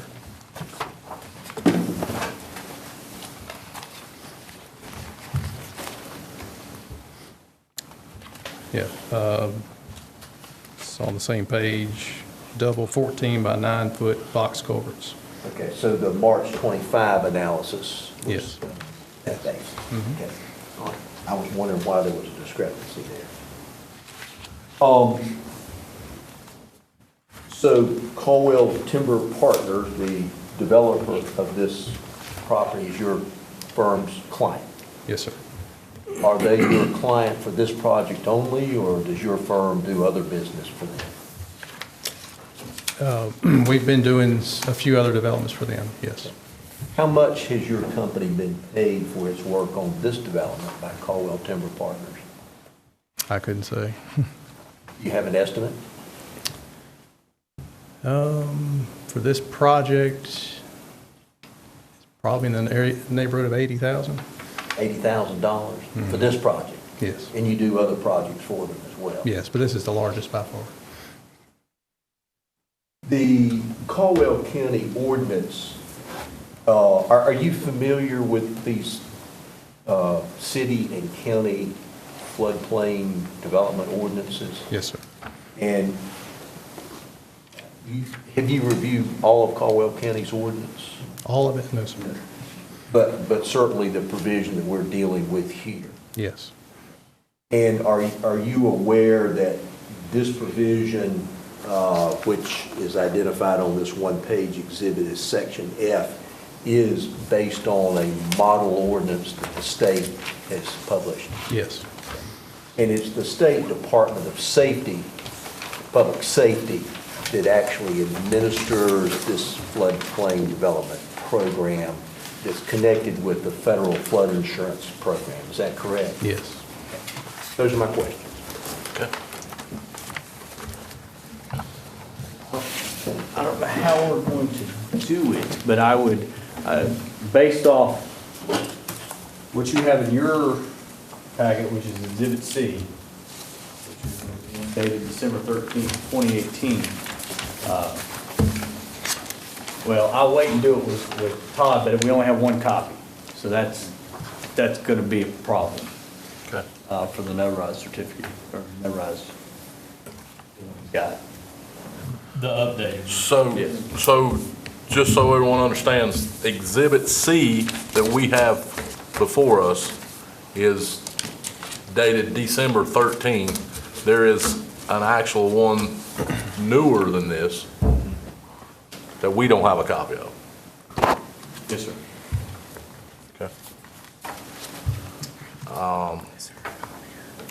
And I guess we, Take a break to let them make copies so that we can actually look at the accurate document. we certainly can do that. Do you have access to that? Okay, hang on one second, Would you, Maybe, I'd like to look at the accurate. If we're gonna talk off of it. so are we gonna enter that as Exhibit I? With the next witness, yes, sir. The next witness is the man who prepared it, whose seal appears on it. Okay.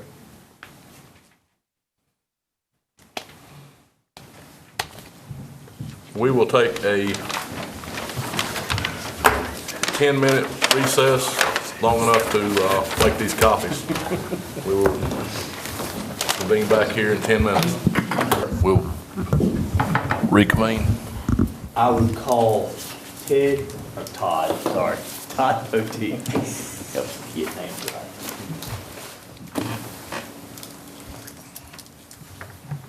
I'm Todd Petit with West Consultants. I live in Morganton as well, Burke County, North Carolina. And Mr. Petit, you came a distance today to be with us, didn't you? Yes, I did. Where'd you come from and why were you there? Family vacation on Bald Head Islands. So you came up here just for this hearing? Yes, sir. Hopefully we can get you out quick. We just, were you hired to prepare a report for Caldwell Timber Partners? Yes. Okay. And what report were you hired to prepare? A no-rise certification. First, let's go into your educational background. Where'd you go to school at? I went to UNC Charlotte. And what did you get a degree in? Got a bachelor's degree in civil engineering, and then worked for 4 years, took the professional engineer exam and passed it and received my license. Right. So what year did you get your license? And I think it was 2003. Have you held your license in continuality since 2003? Yes, I have. Any kind of disciplinary actions by your engineering board against you?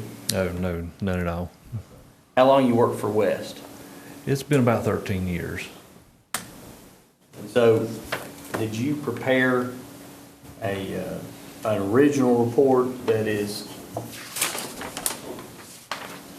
December 13th? December 13th, and it's Exhibit C to this action? Yes. And did you prepare a revised report? Yes, March 25th. And why did you prepare a revised report on dated March 25th? Best I remember, it was for quicker installation, to just install 2 box culverts instead of 3. So we ran the model again to see if we could work it with 2, and it worked adequately with 2 culverts.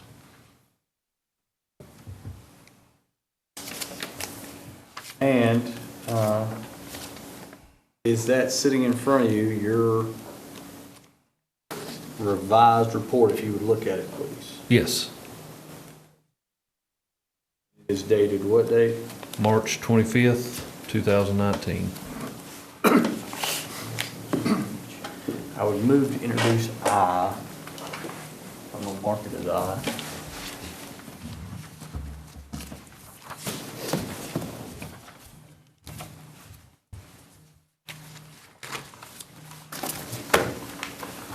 You have an objection, David? To it coming in? Yeah. No. Okay. All right. May I approach the board? Yes. Got it all saved.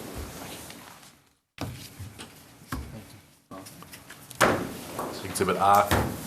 Yes, sir. Thank you.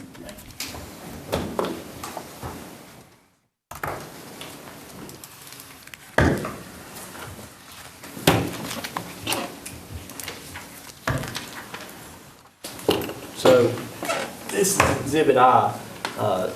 this was not presented in the county packet, right? Not that I'm aware of. Okay. And so,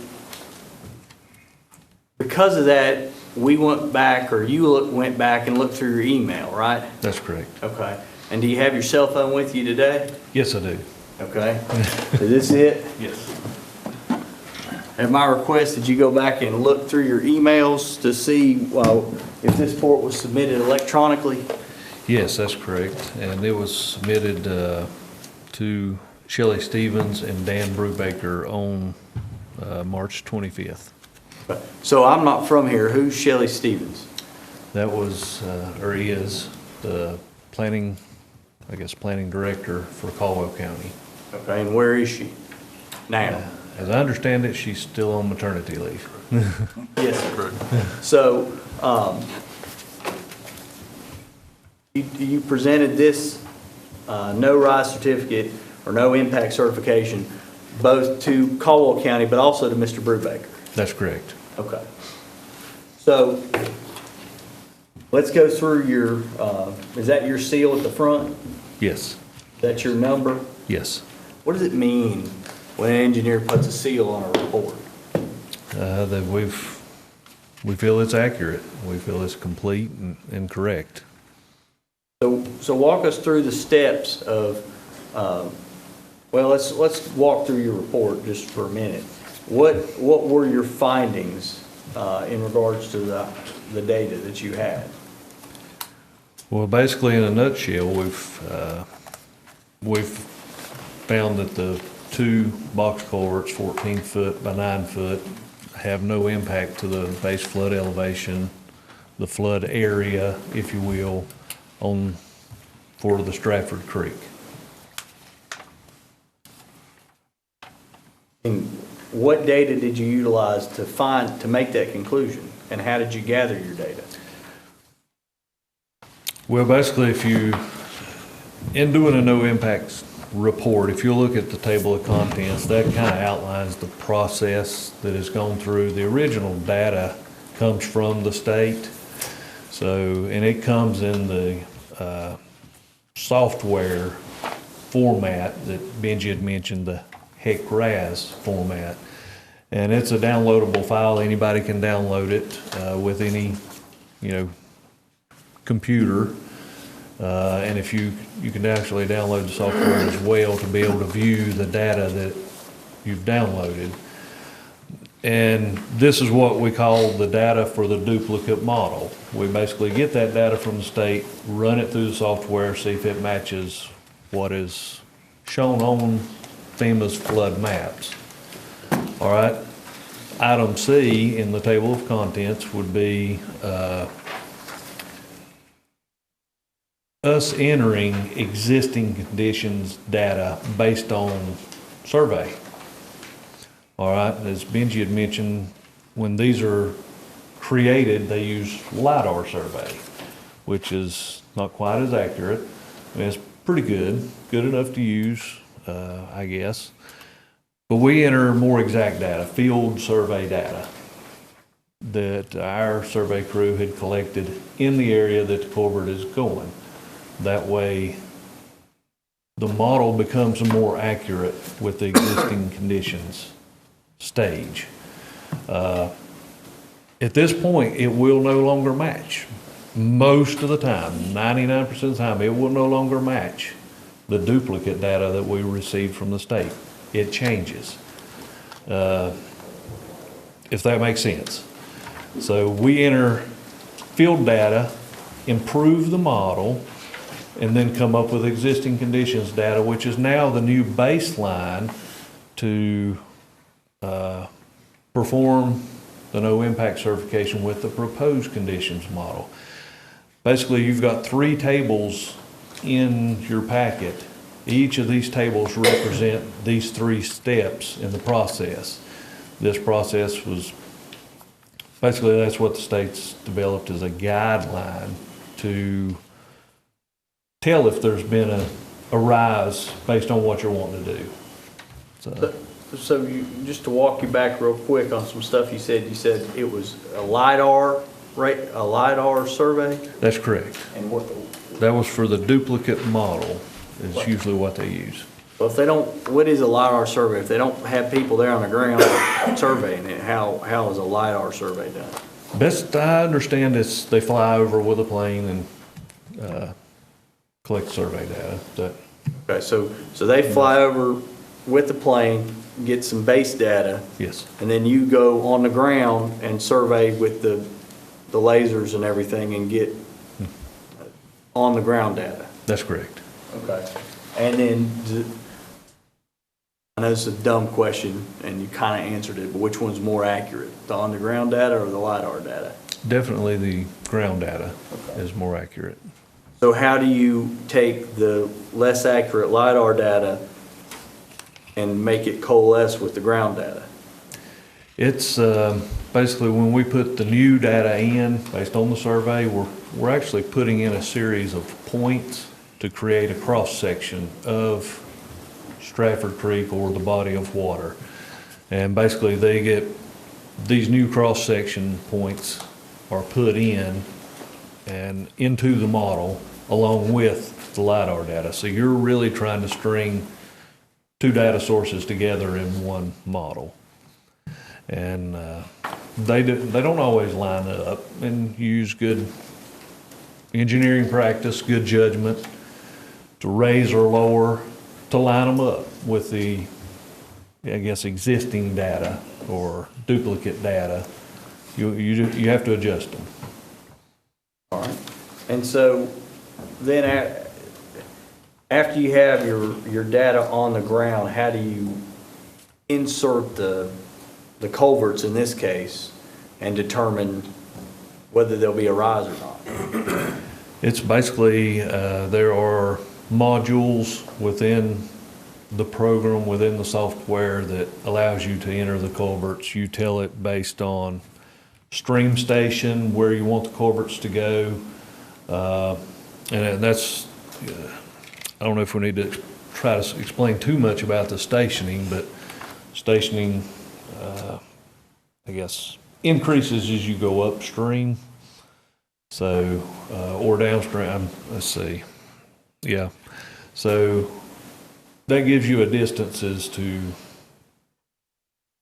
or helps you determine where the culverts are going to go based on where the road crosses. So your road has stationings, your stream has stations, and then from there you basically tell it what size culvert you want, what elevation to put it in at, how many barrels you want it to have, or boxes, whether it's round, square. There's, you know, not necessarily infinite, but there's a lot of options that you can put in to model these culverts. And so did you use, I mean, it says here that you used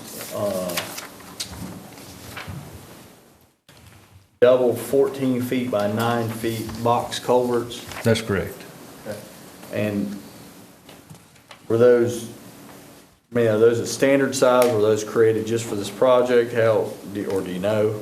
I would say these were probably created just for this project, that the standards don't run quite that size. Mr. Laggy had a good question to me, and I don't know the answer to it. When you say 14 by 9, is that the opening or is that the whole kitchen? That is the opening inside the rectangular barrels, if you will. Okay. And I know we had the December one of 3 culverts, and I forget the dimensions at that point, but were those close to the same size, or was there a large difference in the size between the 3 culverts and these 2 culverts? No, the overall area was similar. Okay.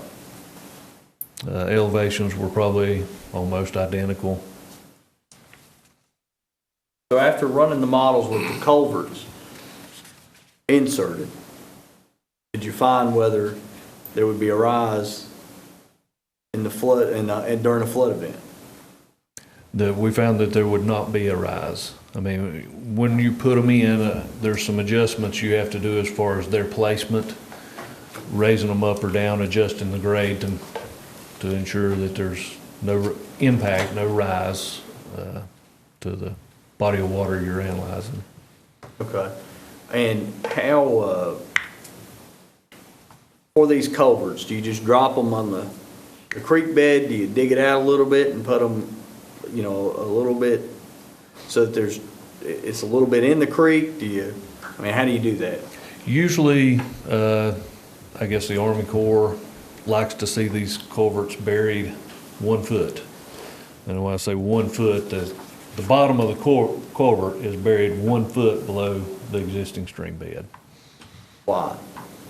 That's for the aquatic wildlife to be able to navigate the stream and not have to do it on concrete. They've got a natural surface. So on March 25th, you sent this, this was your second no-rise that you sent, right? Yes, for this project. Okay. And you'd sent one on December, or you had dated one December 13th, 2018 as well, right? That's correct. Okay. And on both of those, do you still stand by the fact that they have no impact or no rise to this creek, either whether it's the 3 culverts in December or the 2 culverts in March? Yes, that's correct. So you submitted these to the county and you understood that the county was submitting them to somebody else? Yes. And do you know who that somebody else is? Yes, Dan Brubaker. And who is Mr. Brubaker? I guess he's, what is it, the NIFP or?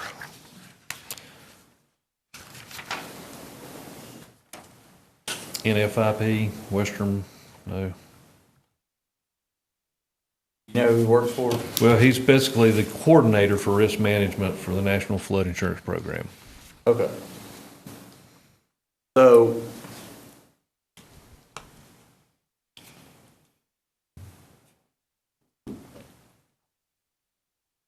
is there anywhere in the ordinance where you're required to submit that no rise to him that you're aware of?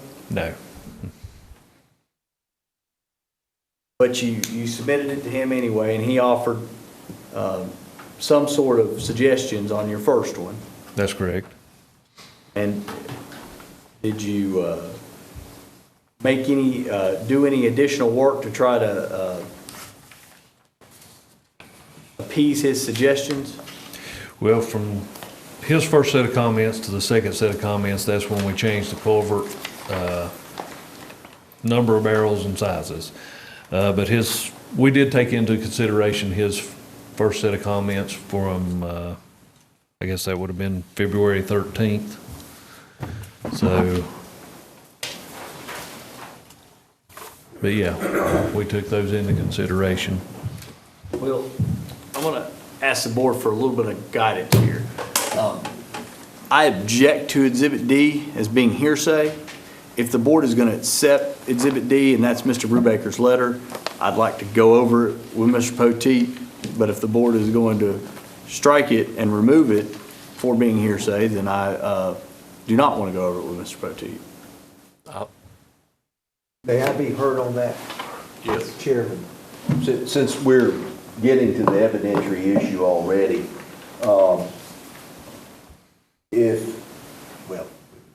whether Mr. Miller offers it into evidence or not, I intend to offer both of Mr. Brubaker's letters into evidence. They are hearsay, but I contend that they are admissible.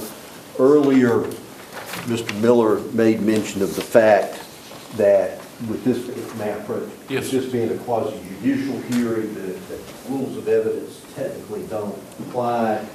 And I'm handing up a copy of the statute that deals with this. This is part of the statute that deals with these quasi-judicial hearings before the Board of Adjustment. The law is that the board's decisions must be based on quote-unquote competent evidence. And what the statute says is that the term competent evidence shall not preclude reliance by the decision-making board on evidence that would not be admissible under the rules of evidence as applied in the trial division of the General Court of Justice if And the first if is if there's no objection to it. But the second one is, even if there is an objection to the evidence coming in, the board can still receive it, consider it, and base its decision on it, even though it wouldn't be admissible in a court of law, if the evidence appears to be sufficiently trustworthy and was admitted under circumstances that it was reasonable for the decision-making board to rely upon it. I contend to the board that that second exception applies, even though the letters are hearsay. These are letters that were sent to our planning department by the man who is the risk manager for this flood insurance program for the state of North Carolina. I don't know why that wouldn't be reasonable for this board to rely on what he has to say, even though he's not here to say it, but it's said in his letters. I agree. May I be heard? I understand that what you just said, but may I be heard just for the record, if nothing else? The sentence right after he ends his highlights there, the term competent evidence as used in the subsection shall not be deemed to include the opinion testimony of lay witnesses as to any of the following. Mr. Brubaker isn't here to be admitted as an expert witness. If you look at C, matters which only an expert testimony would generally be admissible under the rules of evidence, they get certified as professional engineers for a reason, to be able to talk about various stuff that I can't, I'm going to call it mumbo jumbo, but science, and in the way that they measure stuff and certify whether there's a no-rise or whether they have to do a map revision or whatever else. And his letter is chock full of that, and it will take an expert to delineate what he's saying. So that would be my objection. Otherwise, I agree with what Mr. Lackey says in regards to subsection 3. Okay. Mr. Brubaker is not a lay witness. The letters identify him as a professional engineer, and also, again, I would say the state's risk manager for this very program. He would definitely qualify as an expert witness.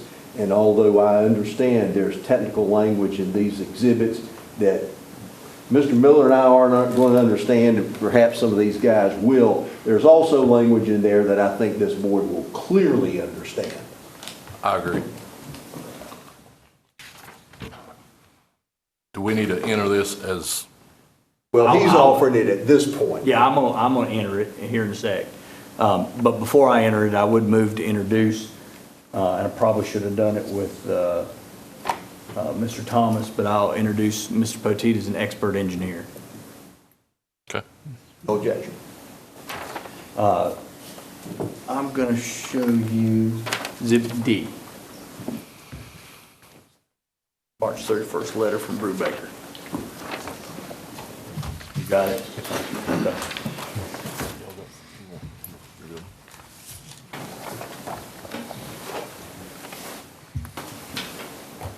So after you submitted this, you submitted on March 25th the no impact certification, right? That's correct. And on March 31st, 2019, you received a letter from John D. Brubaker, who goes by Dan Brubaker, which is Exhibit D, and you have a copy? Yes, that's correct. Okay. And the letter is addressed to Shelley Stevens, the planning director here in Caldwell, right? Yes. And on the back, it said that a copy was sent to you. That's correct, yes. Okay. And you confirmed that a copy was sent, right? Yes. All right. So he points out a number of problems he has with your no-rise certificate. That's correct? Yes. All right. So the first problem, he says, is the proposed conditions hydraulic model does not follow the guidelines for culvert modeling as outlined in the HEC-RES hydraulic reference manual. And he goes on. What is he trying to say, and is he correct? He is saying that he disagrees with the cross-section location that we have used, the cross-section locations that we, upstream and downstream of the culvert, let me say that, the location of. the location of the cross sections that we used are the ones that are that we received in the duplicate model. And basically we've updated some of those to our existing survey condition cross sections. So what the software design manual is suggesting is the placement of additional cross sections upstream and downstream of the structure. He's disagreeing with those. These, as outlined in the software design manual, can be over a several 100-foot range upstream and downstream of the culvert. I'm not sure why he disagreed with the ones we were using, but he disagreed with them.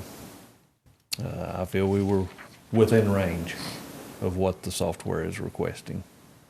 So in your experience and expertise, you believe your data was, or the area you were using the cross section were within range, an acceptable range? Yes. Okay. Now, I should have got to this before we got in the letter. Is engineering an exact science? No. Why not?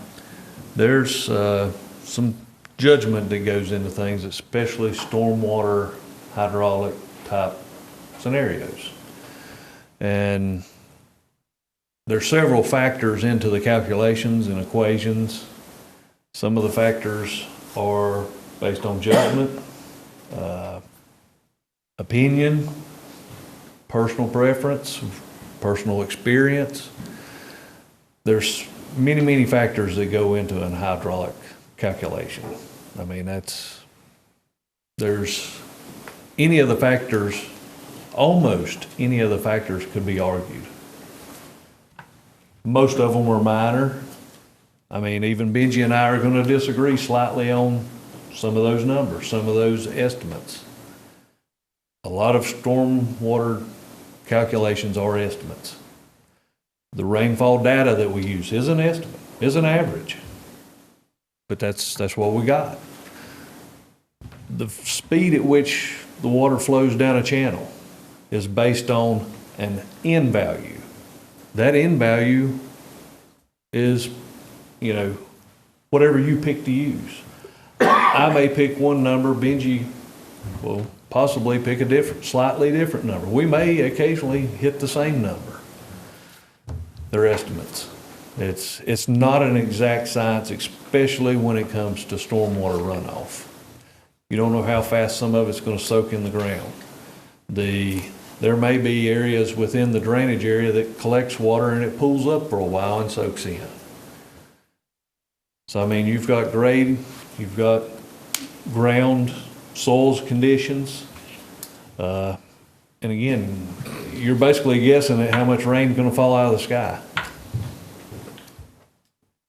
And is it easier to gauge those factors that you're having to make professional estimations on from the ground or from somewhere else? It helps to know the area. I have gone and looked at Stratford Creek, basically to see what the stream banks look like, because they weren't modeled very well in what the state used to create the maps. You can't tell what the stream banks, couldn't tell what they look like. So I went and looked at it a couple of times, just so I could be sure of what we were putting in there and how we were tying our survey information to their Lidar information. So, basically what you're saying is reasonable engineers can disagree with each other. Oh, definitely. Okay. Subsection 1A is, just looking at the letter, going back to Exhibit D. Subsection 1A there, is that what you were describing, the bounding cross-section layout? Is that what you're describing, that apparently he just didn't like the cross-sections that you utilized? That's correct, yes. And then what is B? Does that mean the same thing, or? Yeah, that goes hand in hand with that. That's basically you're telling the software that these portions of the flow are ineffective and don't contribute anything to the model. And it's it's kind of ironic, we actually didn't really, our area was a lot bigger. He wanted us to use less, which means it's, trying to think how the best way would be to put it. It could be interpreted a couple of different ways as to how that affects the model. So. Okay, let's go to number 2. There is a .98 drawdown in the proposed floodway profile from cross-section 6067 to the proposed culvert. What is a drawdown? It is basically, we're showing that between the two models, our newly updated existing conditions model, which became the new baseline for our proposed model, from our existing conditions model to the proposed model, the water level dropped almost a foot. And this cross-section 6067 is just a few feet in front of this brand-new culvert. In my book, that's a good thing. We're not raising it up right there in front of the culvert. And why is that a good thing? I mean, we're actually lowering it a little bit at that point. It's not a big enough area to amount to anything, but we're actually lowering the flood level based on these culverts. And so, what's his beef with it? He feels that there's an error in the hydraulic modeling, and it should be corrected. I mean,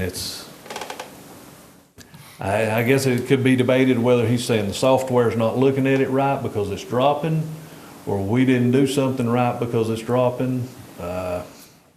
It's hard to say without him being here. But if it's dropping, it's not going to affect the floodplain, is it?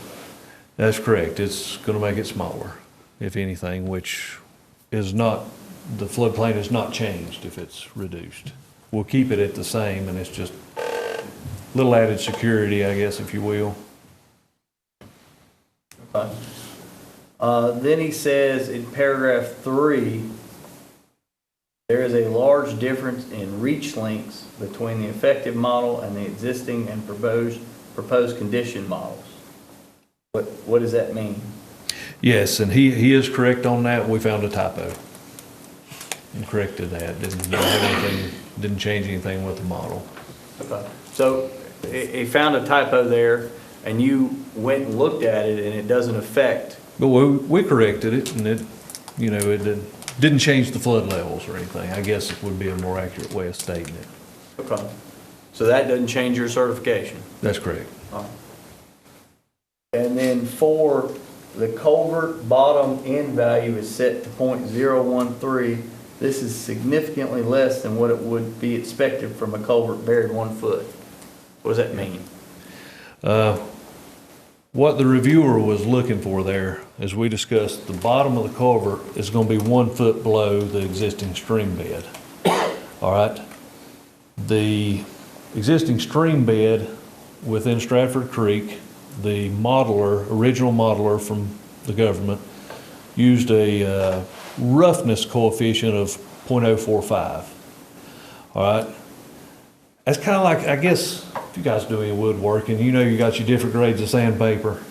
Some of them smooth, some of them's rough. You get up there and the rough stuff, it's harder to push it on the wood to sand it. You get the fine stuff, it moves a little easier, sand it finer, makes it look. That's what we're looking at. We're looking at the roughness of the sandpaper. All right, you figure your water's flowing along this rougher sandpaper. It's not going to flow quite as easily. It's not going to flow as fast. We get the smooth sandpaper in there, it's going to flow a little faster. All right. The existing stream bed for Stratford Creek is rougher than the concrete. It's a, bigger grit sandpaper, if you will. All right, so the water's going to move a little bit slower. Then when it gets to this culvert, the common end value used for concrete is 0.011 to 0.013.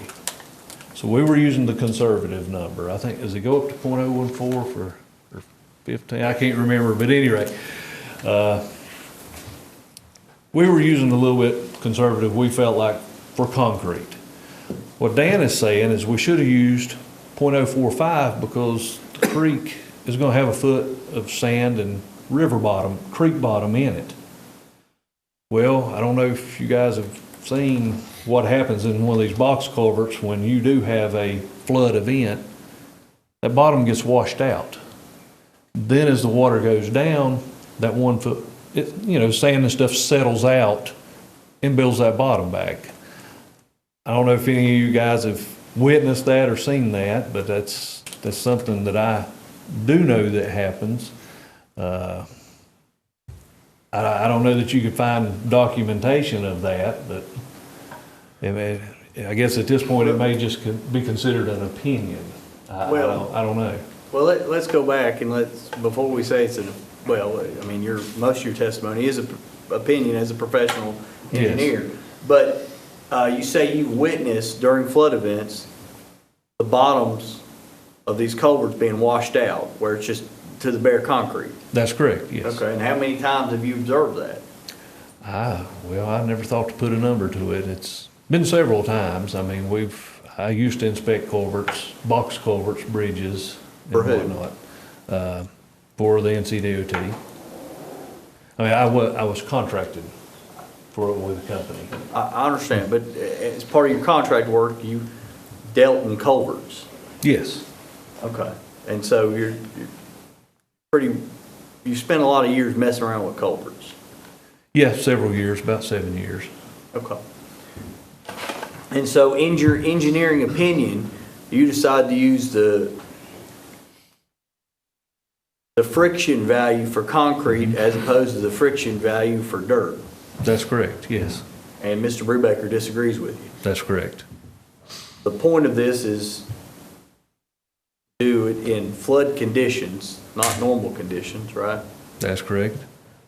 And it's your opinion as a professional engineer and somebody who deals in culverts a lot that during flood conditions, it's water on concrete, not water on dirt. That's correct.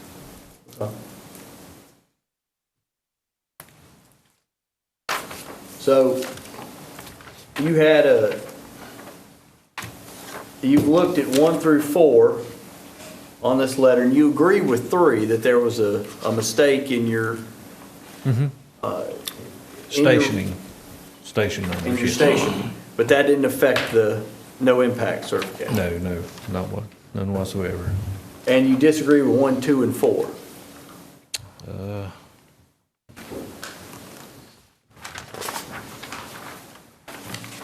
Yes, that's correct. Now, this is the second report you've sent to Mr. Brubaker, right? Yes, for this project. Yes. Okay. And the second one he's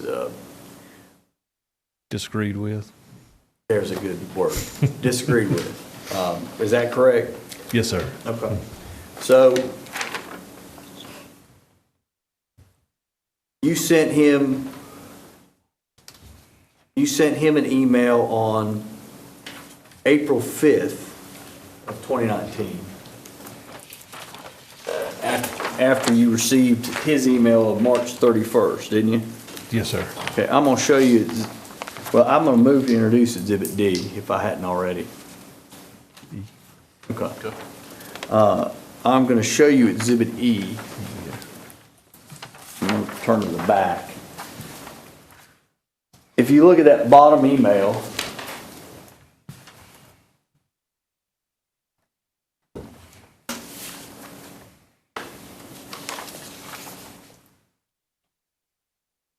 who was that bottom email? When was that bottom email sent?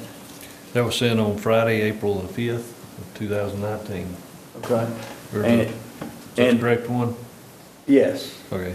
No, the very bottom. Sunday, March 31st of 2019. He worked for the state, and he sent that on a Sunday. Impressed.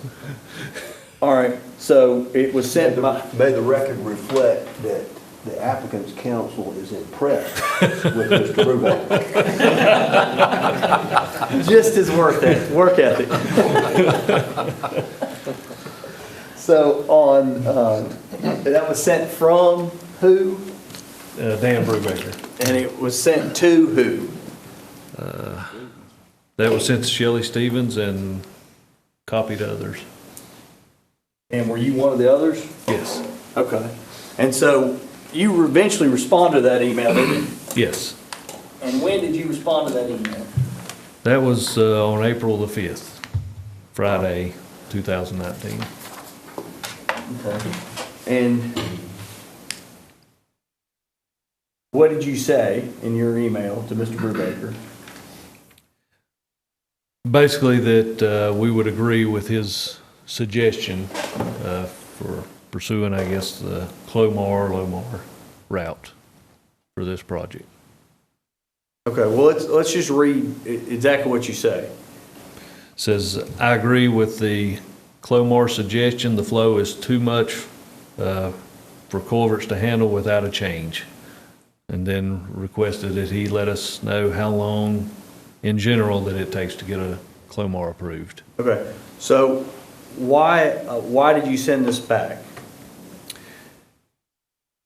Well, to be honest with you, it's basically like knuckling under.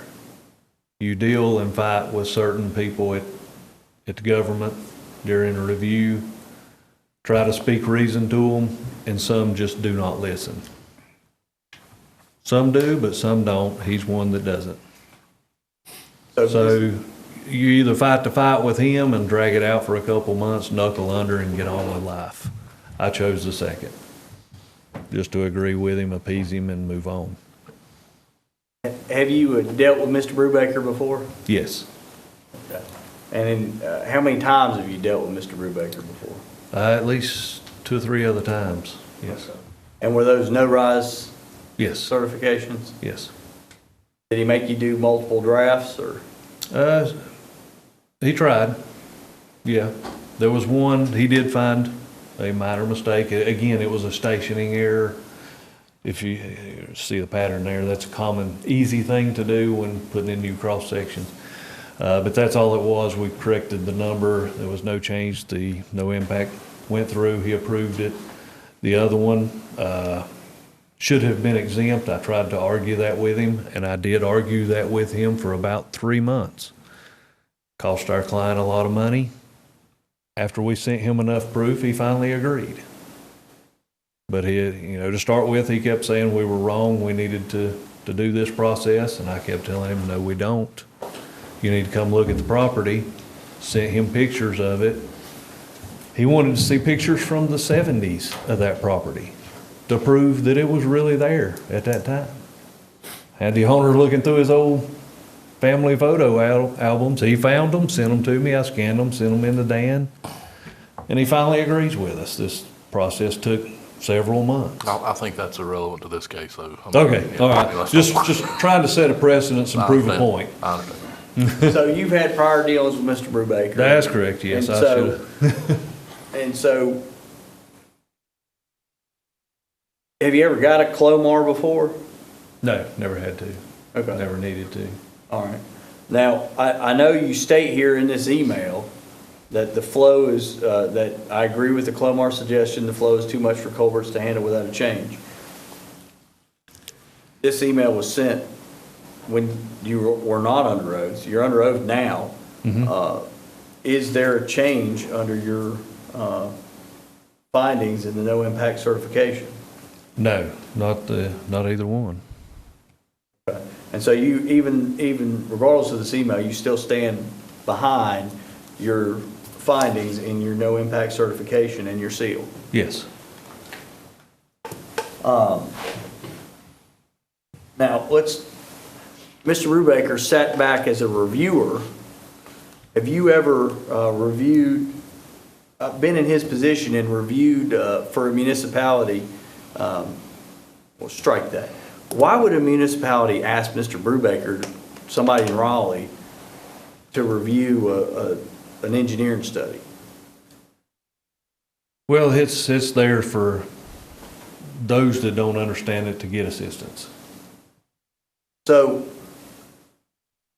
a lot of small counties and municipalities in this well, I only know this neck of the woods. Do they have engineers on staff? Most do, yes. I guess most do. Some do. Wouldn't Probably don't need to say yes as to how many. Okay. Well, to your knowledge, does Caldwell County have an engineer on staff?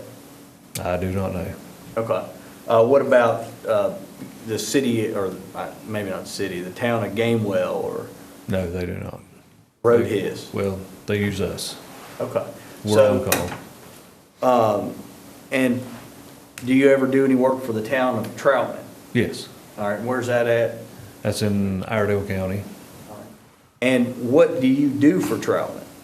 Objection to the relevance. I agree. Let's keep the case more to Caldwell. I understand. The relevance will be clear in just a sec in regards to what he does. Very similar to what Mr. Brubaker does. Let's keep the comments to Caldwell County.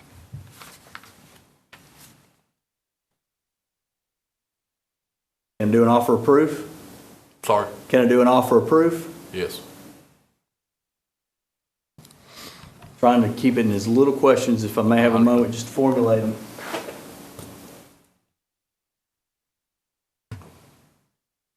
Have you ever been employed by a municipality, whether Caldwell or another county, to review no rise or no impact certificates that have been submitted by other engineers to see whether they are in fact no rise or no impact certifications and correct? Yes. Okay. And for what municipalities have you done that for? Most recently Troutman. I can't remember any others right off. And was that the same type position that Mr. Brubaker sat in this instance? That's correct, yes.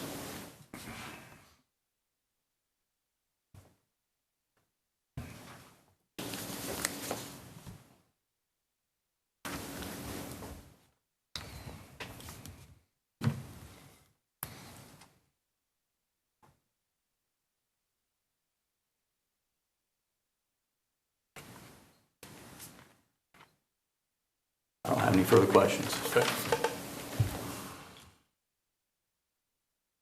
Mr. Petit, on the exhibit, your email to Mr. Brubaker of April 5, down at the bottom of that page says John D. Brubaker, P.E.C.F.M. The P.E. stands for Professional Engineer, is that correct? That's correct. What does the C.F.M. stand for? I think it's Certified Floodplain Manager. Certified Floodplain Manager. I think so. Are you a certified floodplain manager? No. What does one have to do to become a certified floodplain manager? Basically sit through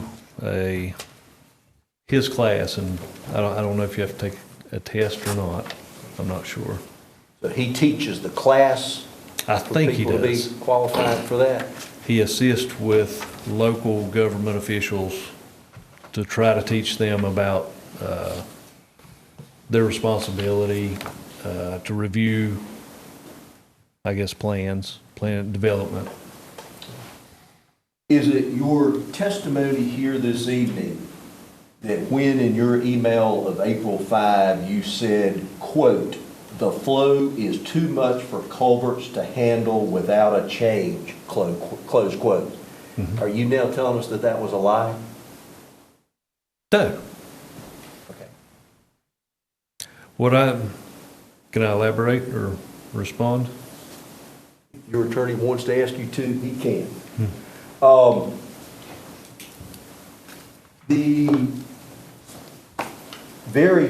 At the end of your reports, both the one dated December 13 and the one December 13 of 2018 and the one dated March 31, 2019, there is a page.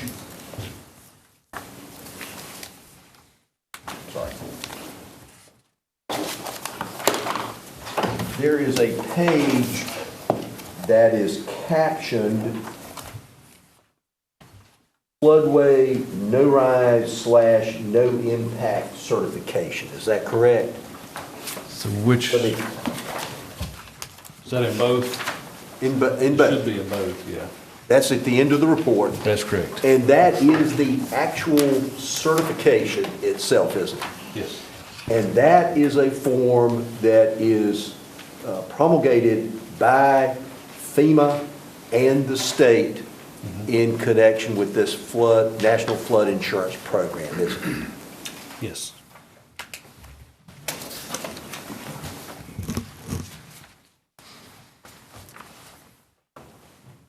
Those are all my questions for Mr. Petit. Quick follow-up if I may. Mr. Lackey asked you about, elaborate as to why it wasn't a lie. Or, I'm sorry, he asked you whether you lied in that statement or not, and can you elaborate? I mean, you wanted to elaborate, so please elaborate as to why it wasn't. Yeah. The reason I made that statement again is it's like knuckling under. It's, the flow is too much the way he wants it done. Requiring that foot in there and assuming it's gonna stay under 12 feet of water, moving 12 feet per second, 14 feet of water. It's not gonna happen. But that's the way he wants it done. He feels it should be done that way. I strongly disagree. So, I mean, I'm not saying I didn't lie. I'm basically saying, well, I disagree, but there ain't nothing I can do to fight it. You're the government, you're gonna do what you want. So you knuckle under and try to move on to the next step. Those are my, or that is my question. I have further across, if I may. Yes, sir. The reason we're here this evening is because your client, Caldwell Timber Partners, doesn't want to go to the expense and time of doing the CLOMAR that you say in that April 5, 2019 email, I agree with the CLOMAR suggestion. Is that the reason we're here this evening? Well, I'm not sure if that is or not.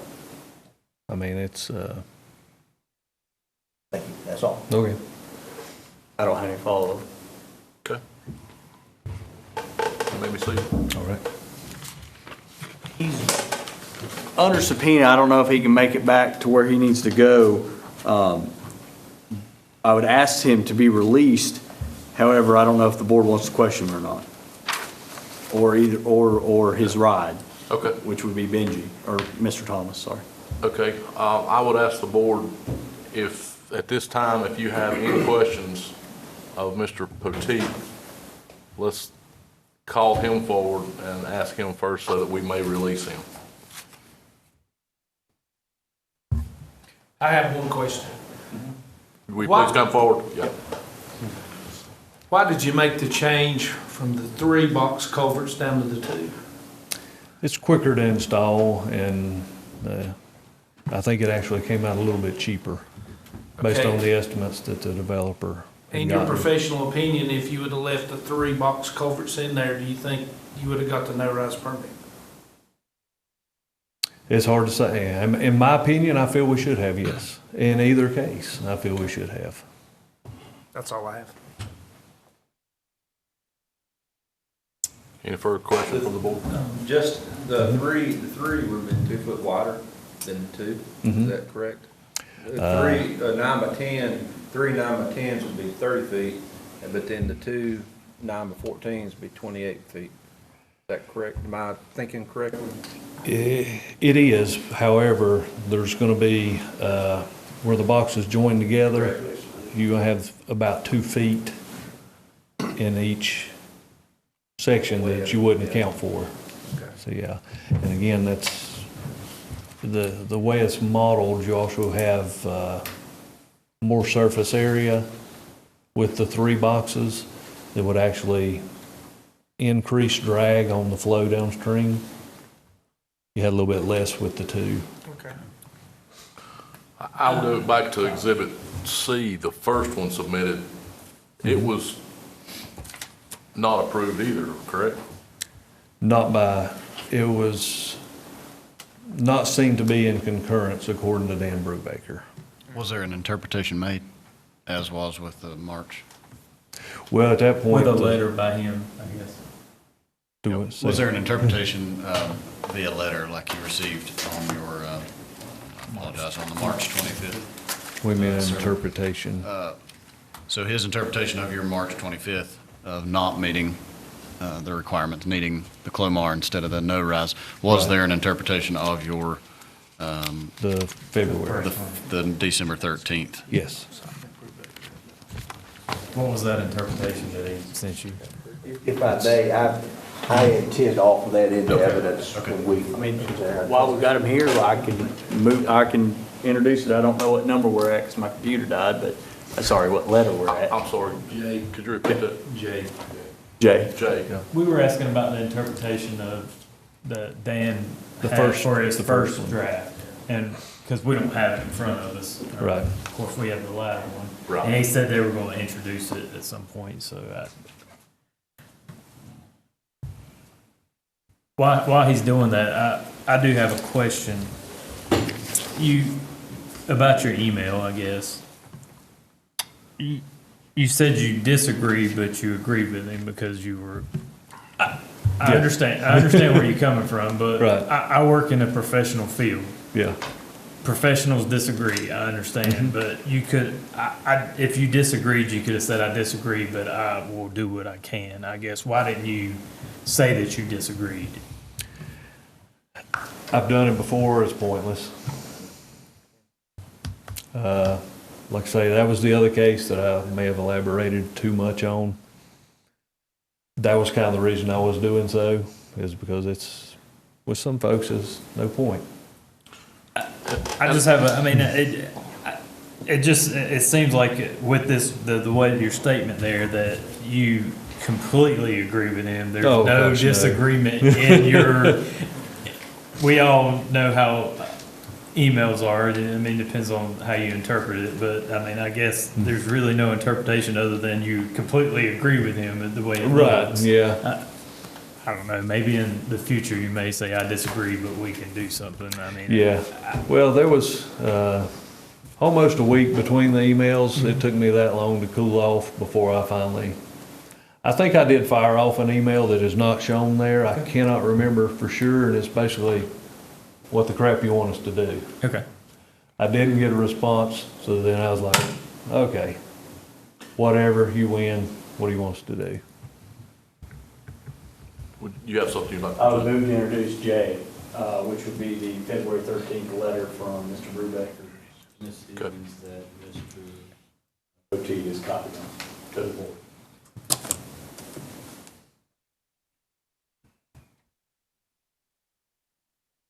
Thank you.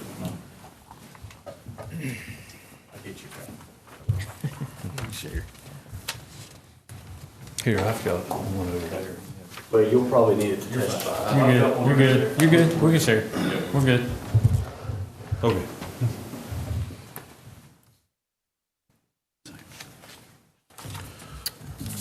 Does the board have any more questions for Mr. Petit?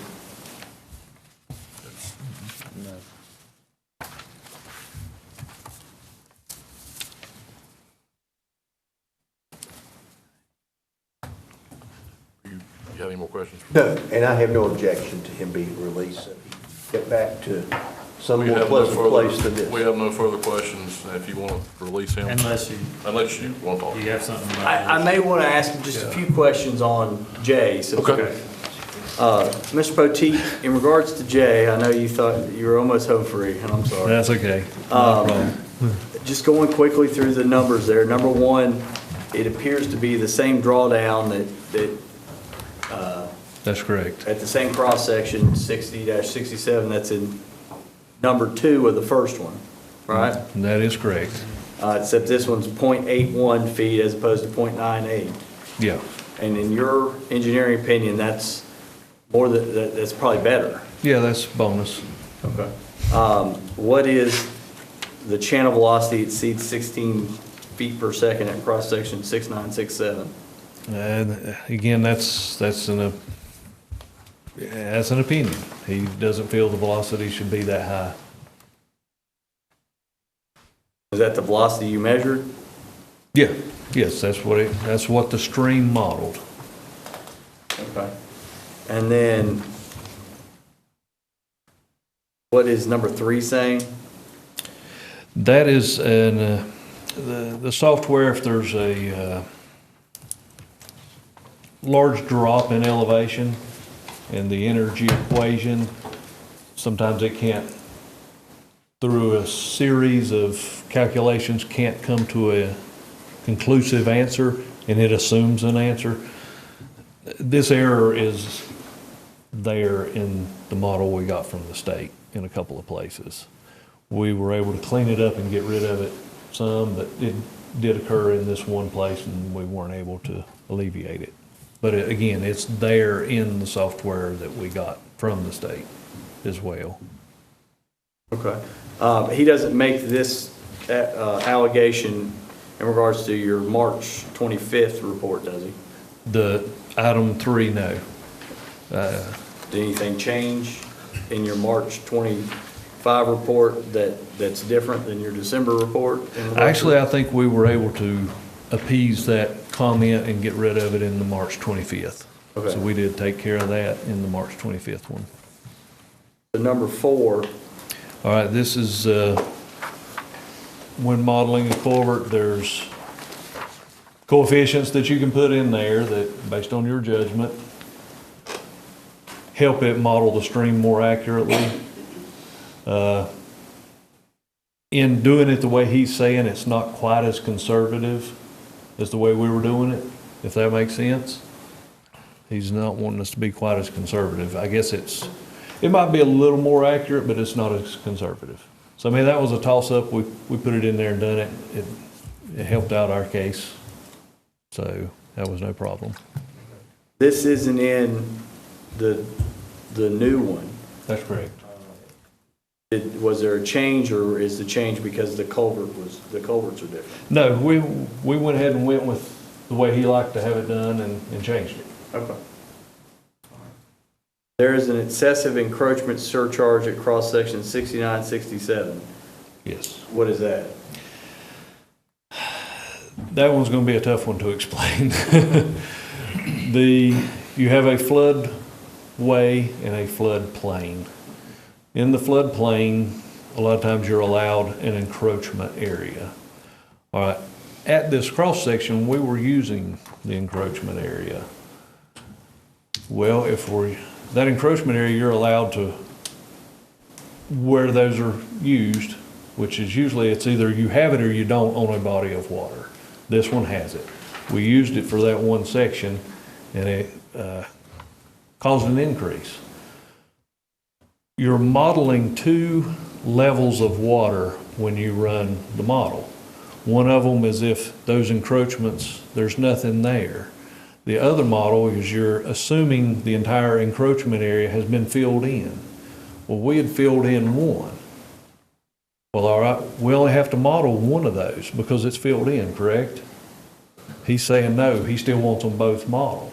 Well, you can't do that. Does that make sense? So in your new one in March, did you do it the way he wanted you to do it here, or did you do it the way you had done it before? Well, we tried to do it the way he wanted it. That's the way I'm seeing that is he wanted that surcharge is supposed to be 1 foot or less. Well, we had one that was greater than a foot, but it's, again, That's in your new report. You had one that was greater than a foot? No, we did not renew one, no. And is that because of the culvert change, or? Well, we just, I mean, it's, again, that's a judgment thing, and we tried to appease him, and so we took care of it. And then there are negative encroachment surcharges at cross sections 7024 and 7367.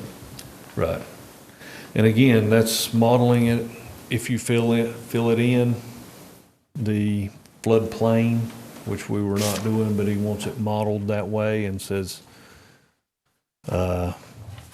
he wants the elevation to be shown as if encroachment was there, whether it is or not, and he wants that encroachment to be 0 to 1 feet. That's how the state creates the models. We, at this point, this model, we just didn't worry with it. We were just showing that we weren't going to have that, and there was going to be no rise. In regards to the things that he said about in the earlier exhibit, which is his March 31st letter, did those things also exist in the earlier December? We talked about. No, they did not. They did not, so how did they make it into the March 25th? Strike that, I don't know that you understood my question. Okay, go ahead. So he lists faults that he finds in February. Correct. With your December. Other than the drawdown, he lists different faults in the March 31st, which is interpreting your March 25th. Correct. All right.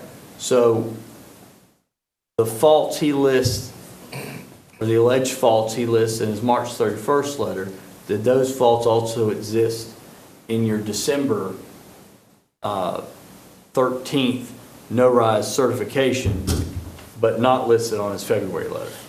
Yeah, all we did between the two models was change the culverts. So I mean, if they were there in March, they were there in February. We didn't change anything else. Our existing data didn't change, which it shouldn't. All we did was swap the culverts out.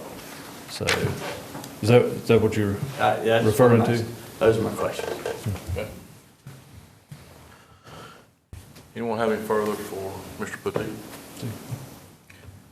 So you're saying you corrected the stuff in the original report, and then when you got the second report, he came up with something else? That is correct, yes.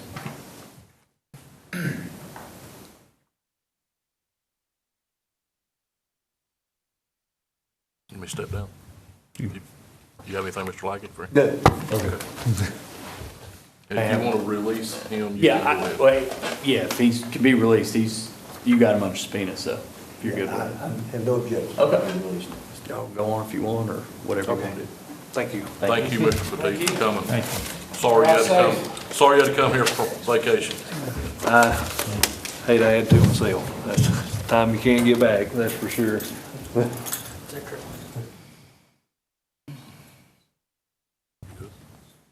Where? Hold on, I was gonna call Derek Goddard. Oh. Sorry. Sorry.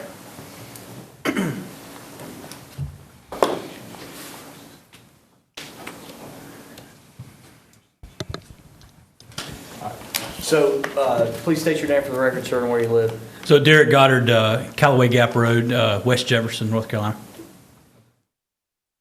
And who do you work for? Blue Ridge Environmental Consultants.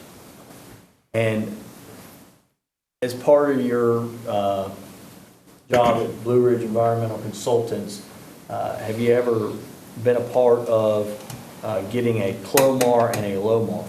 Yes, sir, I have. Can you just tell us the average length of time to get a CLOMAR or a LOMAR and the average cost? Yeah.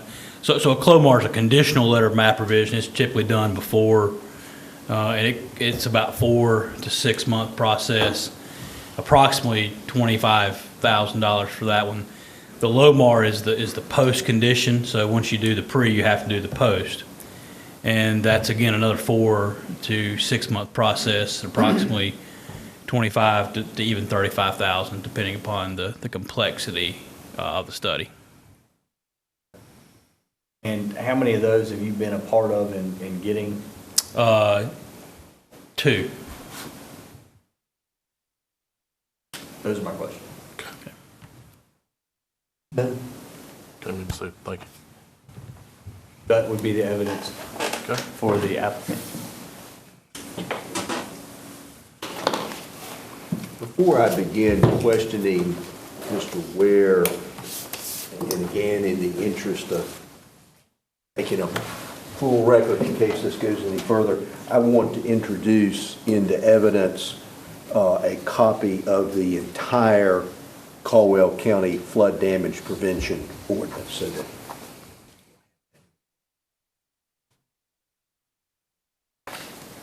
And I don't object. Okay.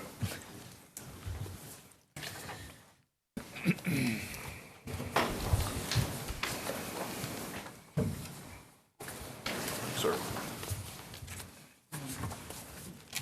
this is introduced as County Exhibit 1. Mr. Ware, would you quickly state your name and your occupation? John E. Ware III. I'm the Senior Planner and Natural Resources Administrator for the Western Piedmont Council of Governments. And are you currently doing some contract work for the Caldwell County Planning Department? Yes, I am. And what are you doing for the Caldwell County Planning Department? I'm acting as the Interim Planning Director. Right, and you're doing that because the county's planning director is out on maternity leave at this time, is that correct? How long have you been serving as Caldwell County's interim planning director? Since the end of March. Of this year? Yes. Did you come in the middle or toward the end, perhaps, of the processing of the application by Caldwell Timber Partners for this permit to place this culvert and road across Stratford Creek? Correct. I came in after the second engineering report was submitted. Are you an engineer, Mr. Ware? No. Okay. So when you are faced, acting as the county planning director, with two different engineering opinions, do you have engineering background of any kind to help you decide who's right and who's wrong? Not at all.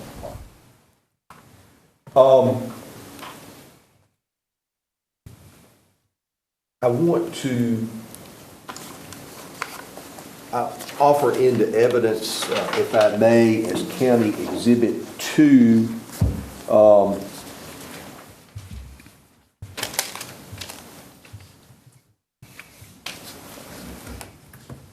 let me ask you if this is one of the actual floodway, no-rise, no-impact certifications that the Caldwell County Planning Director received from Mr. Petit with one of his two reports and studies. Yes, it is.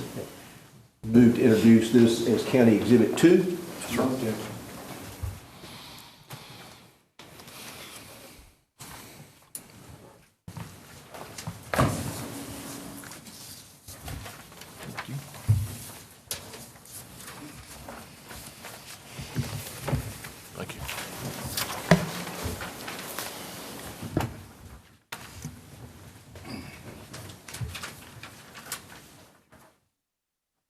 And so, Mr. Ware, is it correct that you never received or saw before this evening a copy of Mr. Petit's March 25, 2019 report and certification? Is that correct? That is correct. So you did have a copy of the December 13, 2018 That's correct. report and certification. Is that correct? That is the one that was given to me, yes. But you were aware, apparently, were you aware from some correspondence from Mr. Brubaker that he had apparently reviewed something else? Yes, correct.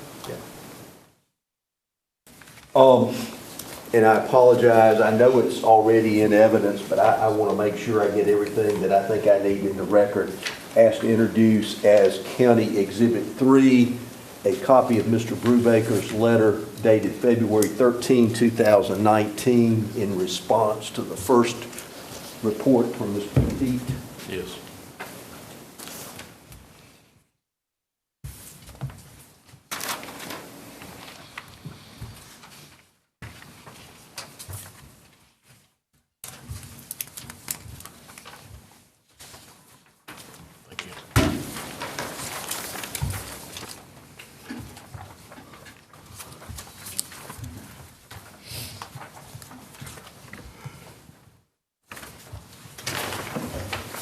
Also moved to introduce into evidence as County Exhibit 4, Mr. Brubaker's March 31, 2019 letter in response to the March 25, 2019 report from Mr. Petit. Yes. Objection.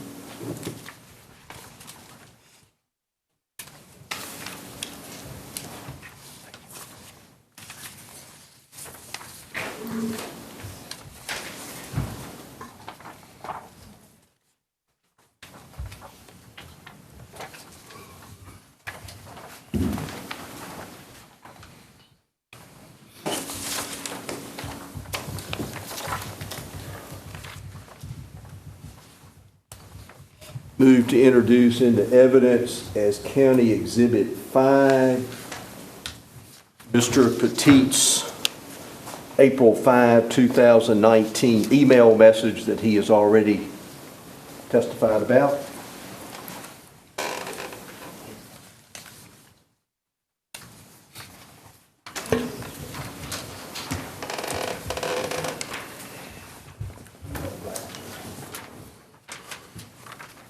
Thanks, sir.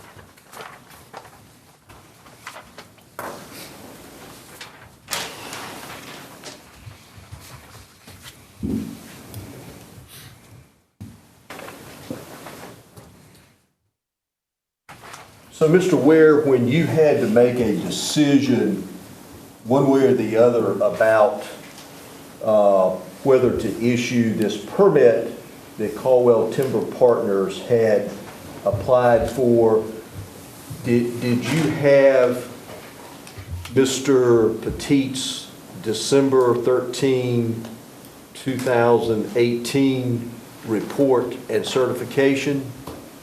Yes. Did you have both of Mr. Brubaker's letters, that is County Exhibits 3 and 4? I just had the second one. And did you have Mr. Petit's email of April 5, County Exhibit 5? No, I did not. Did not have that at that point? No. Okay. But you did have Mr. Brubaker's 2 reports? The second letter I had. You had the second one? Yes. The one dated March 31st? Correct. Would you explain to the Board of Adjustment why you made the decision to deny the permit? I felt like it was in the best interest of the county, and talking with the NFIP coordinator and the Western planner, Terry Fox. I asked them, how this would affect the county, because to me, the biggest issue was, if we were to grant the no rise, what would the result be? And they told me that Objection as to what Terry, I don't know who he is. Terry Fox is he's the National Flood Insurance Program Western planner for this region. So he kind of oversees the program in this region and would be the person who would audit our program if we weren't in compliance. I would argue that does not meet the competent evidence under 3 and is asking, that's hearsay. And so he is copied in the email, is that not correct? I still would argue But that would keep it from being hearsay if he's copied in the emails, correct? It would still be it would still be an out-of-court statement by a person offered for the truth of the matter asserted. It's part of something he's saying he relied on to deny the permit. So it would still, whether he has it in an email, which I haven't seen, or whether it was communicated via telephone, it would still be hearsay under the rule. Okay, strike that from the documents. Okay. Excuse me? Okay. I was just going to point out, I'm not sure if he may have been copied in the email. He was definitely copied on Mr. Brubaker's letter, County Exhibit 4. That's where I saw it. He was copied on the April 5th. So, and even if he was copied on that letter, whatever he told Mr. Ware wouldn't matter. I mean, I understand Mr. Brubaker's letters are coming in. That's fine. I'm not arguing about that. And they were copied to Mr. Whatever the fellow's name is, that Fox. However, whatever Fox tells Mr. Ware about it would still be an out-of-court statement. I mean, I agree. Strike that. Without regard to what you were told, what were your reasons for denying the permit? What were your concerns? So Caldwell County is ultimately responsible for carrying out the ordinance, but we do get audited by the program, that is the NFIP, and to make sure that we are following the rules and that we are doing what they say needs to happen. So in other words, if I were to have granted the no-rise, when it came around to be audited, they would have said we were in violation of the program and that we could be possibly removed from the program. and that we would be liable ultimately. Based on Mr. Brubaker.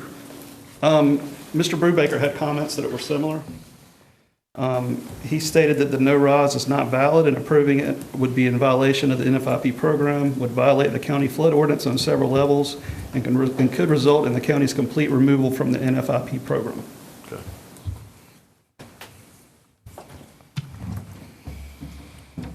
And I want to show you, Mr. Ware, what is marked as County Exhibit 6, and ask you if you could tell us what that is without telling us, without reading it or anything, just can you tell us what that is? That's the North Carolina Department of Public Safety Emergency Management Risk Management document that they sent out to the local governments that is titled Effects of Non-Participation in the National Flood Insurance Program. Move to introduce County Exhibit 6.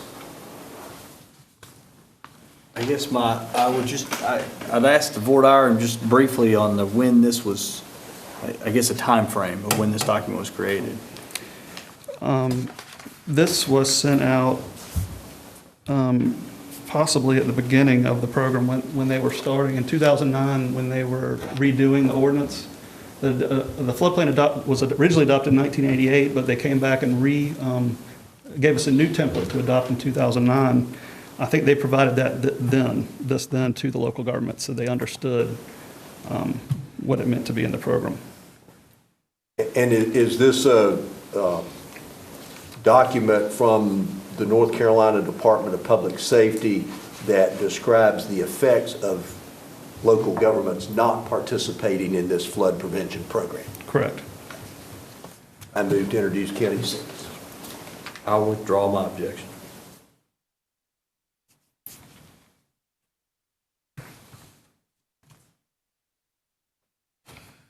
Mr. Ware, does this document, County Exhibit 6, discuss some of the concerns that you had about approving this permit in light of Mr. Brubaker's comments? Yes, it does.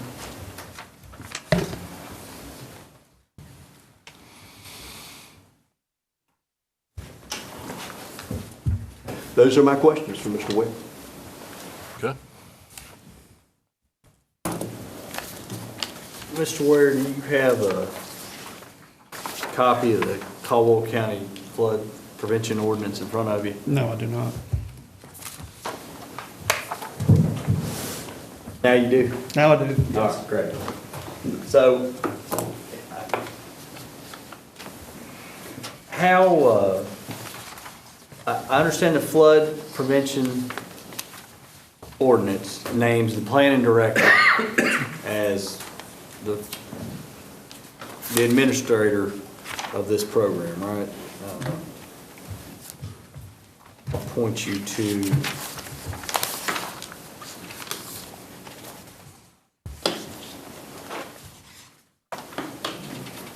read it a second ago. But, well, I can't point you to it right now, but are you the administrator of this ordinance right now? Yes. Okay. Can you look at page 8, Article 4?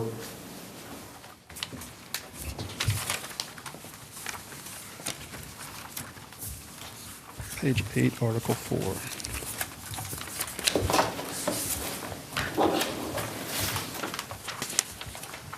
My page numbers are in the 60s. I'm going to show you. That's page 8, Article 4 right there, administration, designation of floodplain administrator. And it states that the planning director hereinafter referred to as the floodplain administrator. Correct. Okay.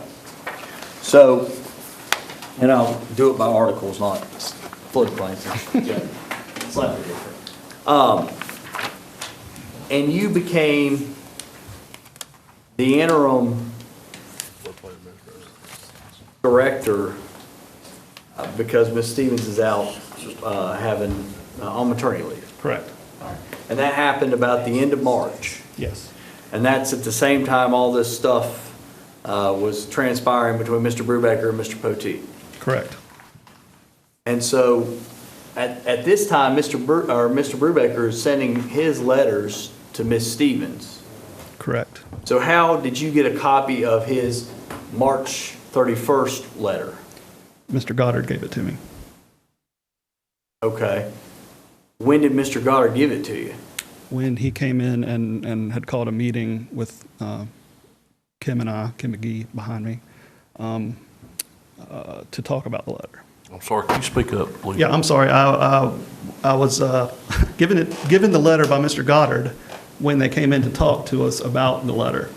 I had been previously unaware of it. I had just gotten there and was getting settled in. Okay. So I guess, and I realize, how many people are in your planning department? 2. Okay. And then Ms. Stevens is going out on maternity leave sometime at the end of March. Mm-hmm. And do you have access to her email? She had emails, some emails saved, which that's where I got the ones that I do have. But no, I do not have access to her email. Okay. All right. So was there any kind of, I realize if they met in person with Ms. Stevens, they'd know I imagine they would know she was pregnant. I've never seen Ms. Stevens, but was there any kind of notice sent out that she was going on maternity leave? Do you know of? There was an email message sent that would, if someone sent a message, they would have received a message saying to contact Kim or I. Okay. Do you know when that return message got placed? No, I do not. Okay. All right. I'm sorry. And do you know whether Mr. Brubaker ever got it or Mr. Poteet? No, I do not. Okay. So they're sending all this stuff in, getting opinions, getting revised opinions, and you as interim planning director really don't know about any of those, right? I was previously unaware about it, yes. Okay. And so then Mr. Goddard shows up. Do you know approximately when that was? I'd have to go back and check emails to determine whenever we set that date up. If it was by email or by phone, I can't remember exactly the date. Was it in April or May? I don't know. Okay. I mean, sorry. That's fine. Your decision via email was in May, right? That was appealed. I don't remember the dates on that either. I'll represent to you that Exhibit F, which is the appeal, states that it's the zoning administrator's decision was 5/21/2019. Okay. Does that sound about right? If you have an email saying that I said that then that's probably right. Okay. Would you agree that you communicated your decision via email to Mr. Goddard? Yes.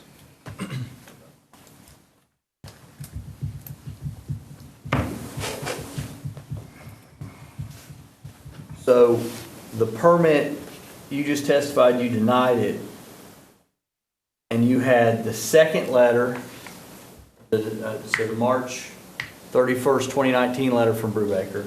You had the December 13th no rise, and you had the email from Poteet. I did not have the email from Poteet at the time. At the time you made your decision, you didn't No, I have did it? not. Okay, so, all right, so strike that.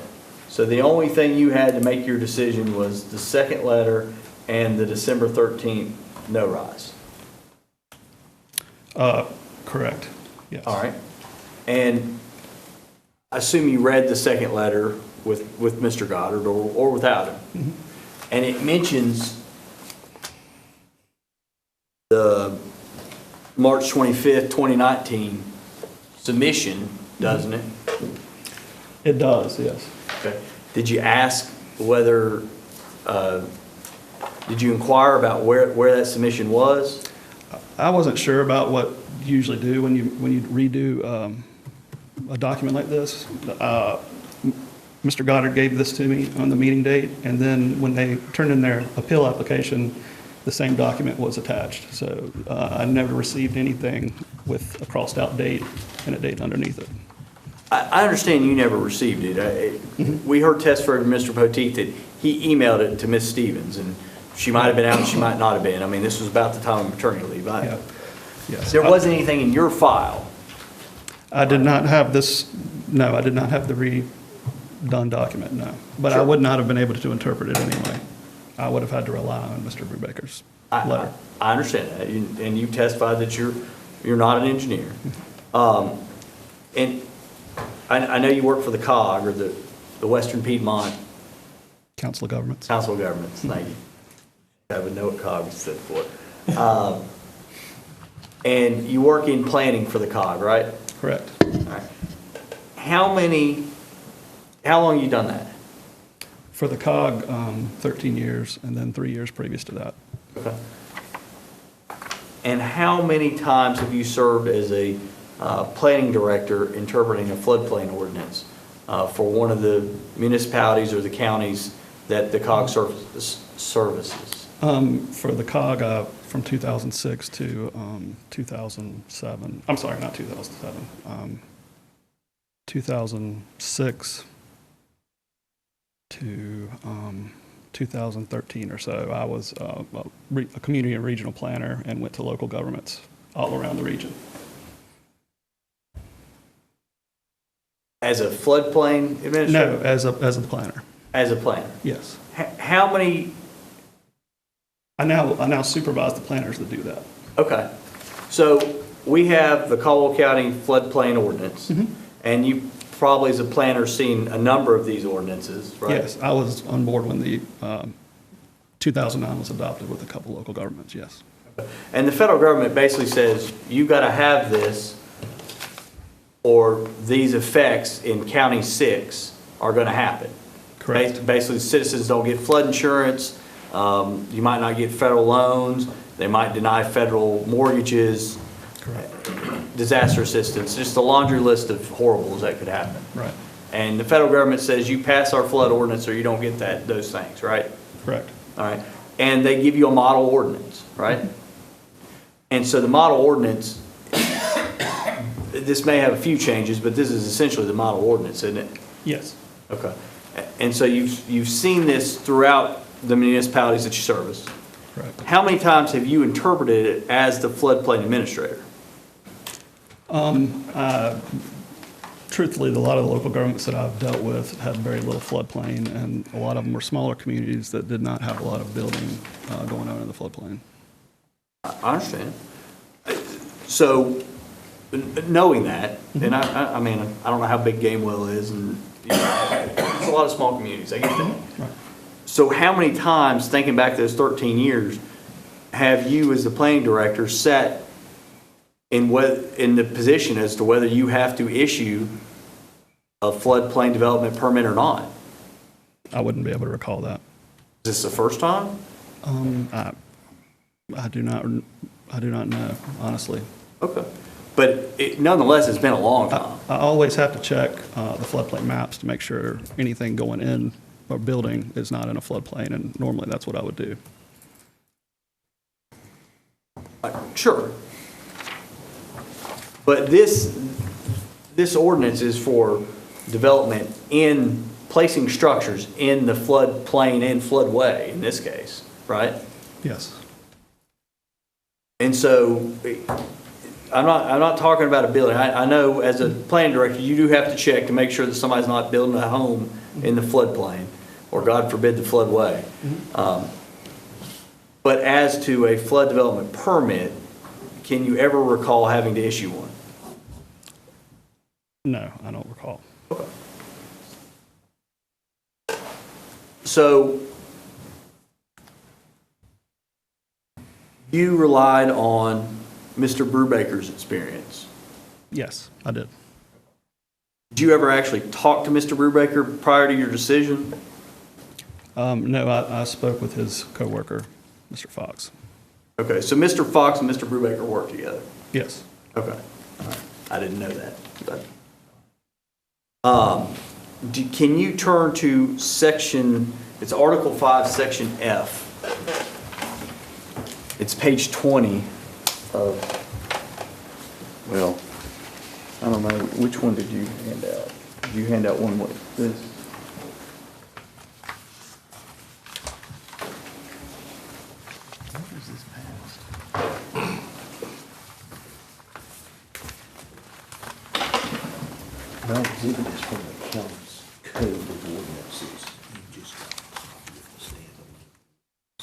Okay. Section F, Article 5. Yeah, it's all the way back. Yeah.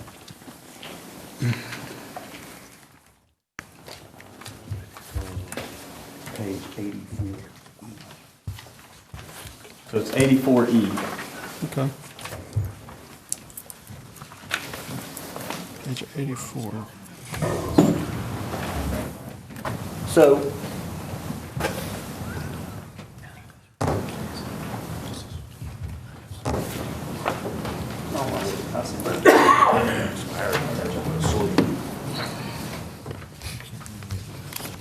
so when you denied this permit, you denied it on the basis that their no-rise was insufficient. Correct. And that was not your personal opinion, that was Mr. Brubaker's personal opinion. Correct. And there was nothing else that you denied their permit for, correct? Correct. So it would be, the only reason that it was denied would be section F here, subsection 1. Correct. All right, I'm just trying to narrow down the issue to where we're only fighting over one thing. Right. All right, so subsection 1A, well, first, let's just look at subsection 1. No encroachments, including fill, new construction, substantial improvements, and other development shall be permitted unless. And clearly, a culvert is an encroachment or a structure in the floodway, right? So they can't do it unless, subsection A, it is demonstrated that the proposed encroachment would not result in any increase in the flood levels during the occurrence of the base flood, and then there's a comma there, right? Based on hydrologic and hydraulic analysis performed in accordance with the standard engineering practice and presented to the floodplain administrator prior to the issuance of floodplain development permit, right? It's all one long sentence. So, who demonstrates that type of stuff to you? The certified engineer would. Okay. And you would agree that Mr. Poteet is a certified engineer, right? Yes. Okay. And you don't have any reason to believe otherwise, right? That he's not a certified engineer? Yeah. Correct. Okay. And the same with Mr. Thomas? Correct. And I understand Mr. Thomas's seal written on it. And how do you know, since we're talking about seals, how do you know that an engineer has created that document? It's got the seal on it. Okay. And, Yeah. and who issues that seal? I suspect they have to take a test and be certified. In other, there are other planning things that you do, other functions, like the building code. Do you ever do anything with the building code? I don't do the building code, no. Okay. I just administer the zoning code and floodplain code and water supply watershed code. Are you aware that with a professional engineer's seal on a set of drawings, it can override the building code? I'm not aware of it. Objection to the relevance. I agree. This is about the building code. I agree. Please I understand. keep your comments. Okay. So does that seal mean anything to you other than the professional engineers reviewed it? Of course it does, yes. Okay, what does it mean? It means that in a normal circumstance, I could trust that seal that it would have been correct. Okay, in a normal circumstance. And are you saying this is an abnormal circumstance because Mr. Brubaker didn't concur? I'd say yes, because he controls a lot of whether or not we are in the NFIP program. Because he was sent that document, it does carry a little more weight that he did not concur with the document. And this is your first time in memory doing it, and you're getting threatened with the county losing its flood insurance, so you're naturally worried. Correct. All right. Do you know of any county that has ever lost their status in an audit? No, not that I'm aware of. Or any town, any governmental entity? No, I do not. All right.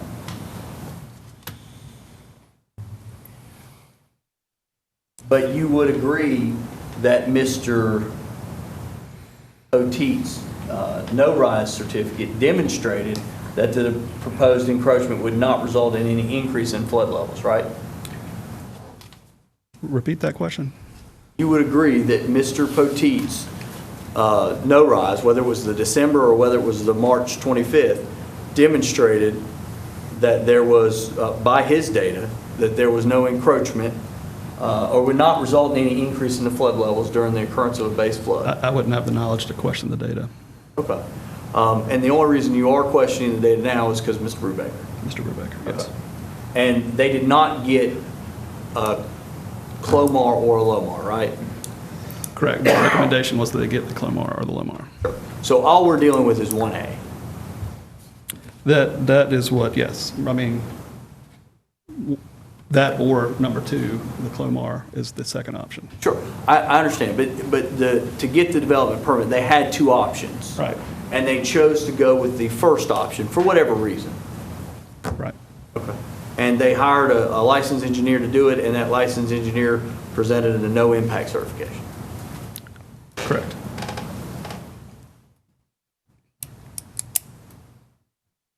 Does anywhere in here, does it say that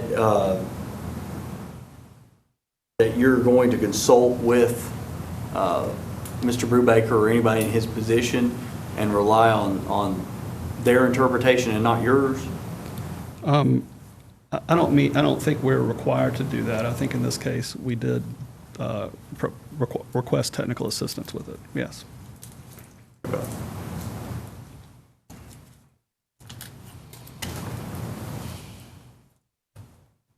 I don't have any further questions. Okay. No questions? Okay. Let me step down. Thank you.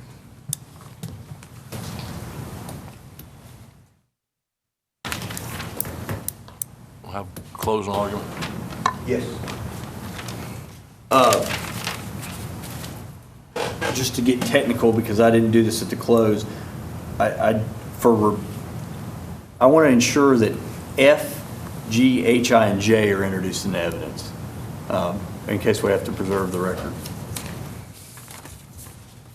Yes, and you submitted all those. I did. Yes. I'm just concurring that they are, or ensuring that they are. Yes. Have you got? I will collect up copies for her so that she has them. So that's helpful. Lisa, since you presented Before we go it, closing argument. Are you waiving your opening? I would waive my opening. I'm sorry, are you waiving your closing argument? I'm waiving my opening closing argument and just giving you one of my diatribe as opposed to twice. Technically, he would go first, then I would go, then he'd get to go again. So he's going to forego the opening round.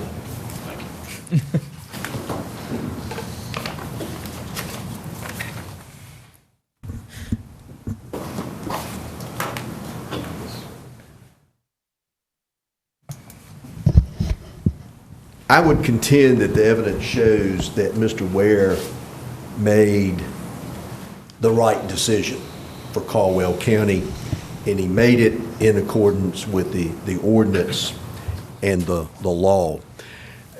I think you can see this argument coming, and I know it's coming because Mr. Miller and I have had some discussion about this case and some email exchange. There's going to be an argument that our ordinance says absolutely nothing about the ability of the planning department or the state to question or second guess the no-rise or no-impact certification from the engineer. And that argument is based on the language of the county's ordinance, which is, after all, pretty much taken from the model ordinance, that says you can't put an encroachment in the floodplain unless you do one of two things. And one of those things is that you have it demonstrated that the encroachment's not going to result in any increase in the flood levels based on these analyses performed in accordance with standard engineering practice and presented to the floodplain administrator. And I think the argument is they've done exactly that. They've had an engineer to do this study in accordance with these standards, and he has certified that as a result of putting this culvert in there, there's not going to be a rise in the floodwater elevation. And I think the argument is they've complied with the ordinance. They're entitled to their permit. It's not that simple. First of all, you have in front of you as County Exhibit 2 the actual certification that the engineers who do these analyses fill out. It's the actual certification, County Exhibit 2, and this is one of the ones from one of Mr. Petit's reports. And you'll remember Mr. Petit testified in response to my questioning, this is the form that is promulgated by the state for this kind of report. And if you look down at the bottom of it, where it says for community use only, and under community approval, it says approved, and it also says denied. And there's a box to be marked, one or the other. When this refers to community, what it means is the local government, whether it be a county or a city in North Carolina, who receives these reports. So the very certification form itself that's promulgated by the state under this program clearly indicates that the local government may approve the engineer's report or it may disapprove the engineer's report.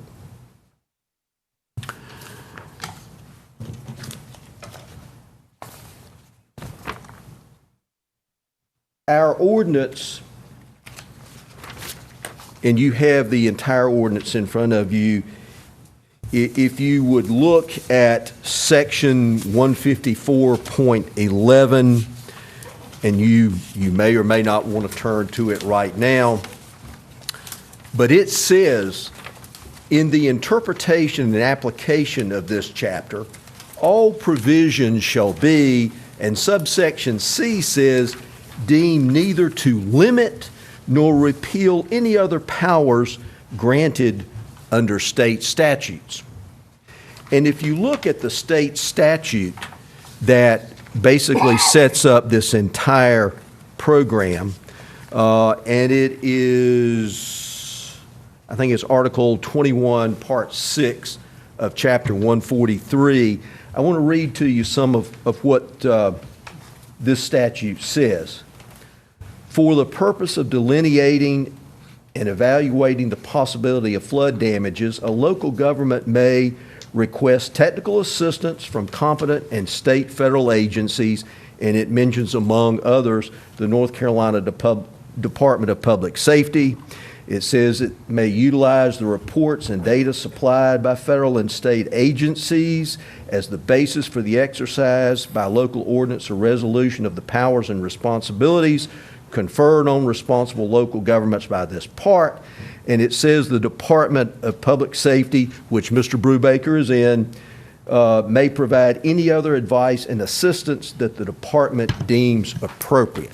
So our ordinance is not a standalone ordinance. It's part of a program, and the department is there to assist the people who are making these decisions in analyzing what they need to analyze and then properly carrying out their obligations under the ordinance.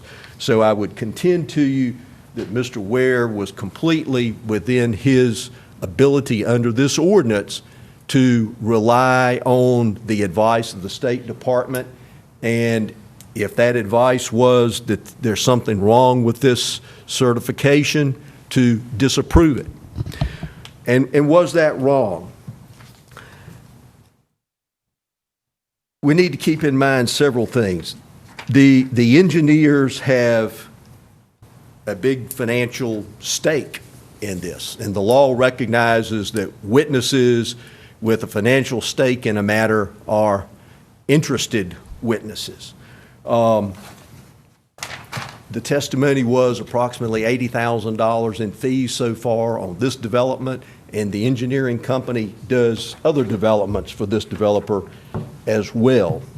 The testimony of Mr. Goddard about the cost and the time involved in the Clomar and Lomar, the other option that's been suggested should be done here, I think that tells you why we're here. The developer doesn't want to go to that expense and time. Mr. Brubaker pointed out that there were problems with this certification, and one in particular I want to mention, and this appears in both of his letters, County Exhibits 3 and 4, and you heard from Mr. Petit what this means.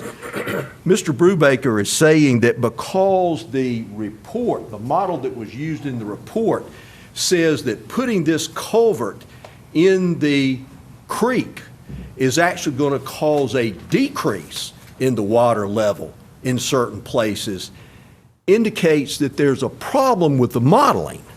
Now, Mr. Petit explains that, well, if it lowers the water level, that's good, that's not bad. What Mr. Brubaker is saying is that if your model says that by placing a culvert in the creek, you're going to lower the water level, there's something wrong with your model. And that criticism appears in both of these letters to both of the studies that were done. I'm no engineer, I'm no hydrologist, but to my understanding, if you put a physical object in water, you're going to raise the level of the water. And if you've got some computer model that says putting a physical object in the water is going to lower the water level, you've got a problem with your model. That's exactly what Mr. Brubaker is saying, and that, I think, is a very good indication that, yes, there is some problem with the modeling that has been done by the engineer. Mr. Ware was right to have concerns about the county's participation in the flood insurance program. The consequences could be extreme. We would ask you to uphold his decision in this case. Thank you. Thank you. And may I be excused for just a moment, please? Yes.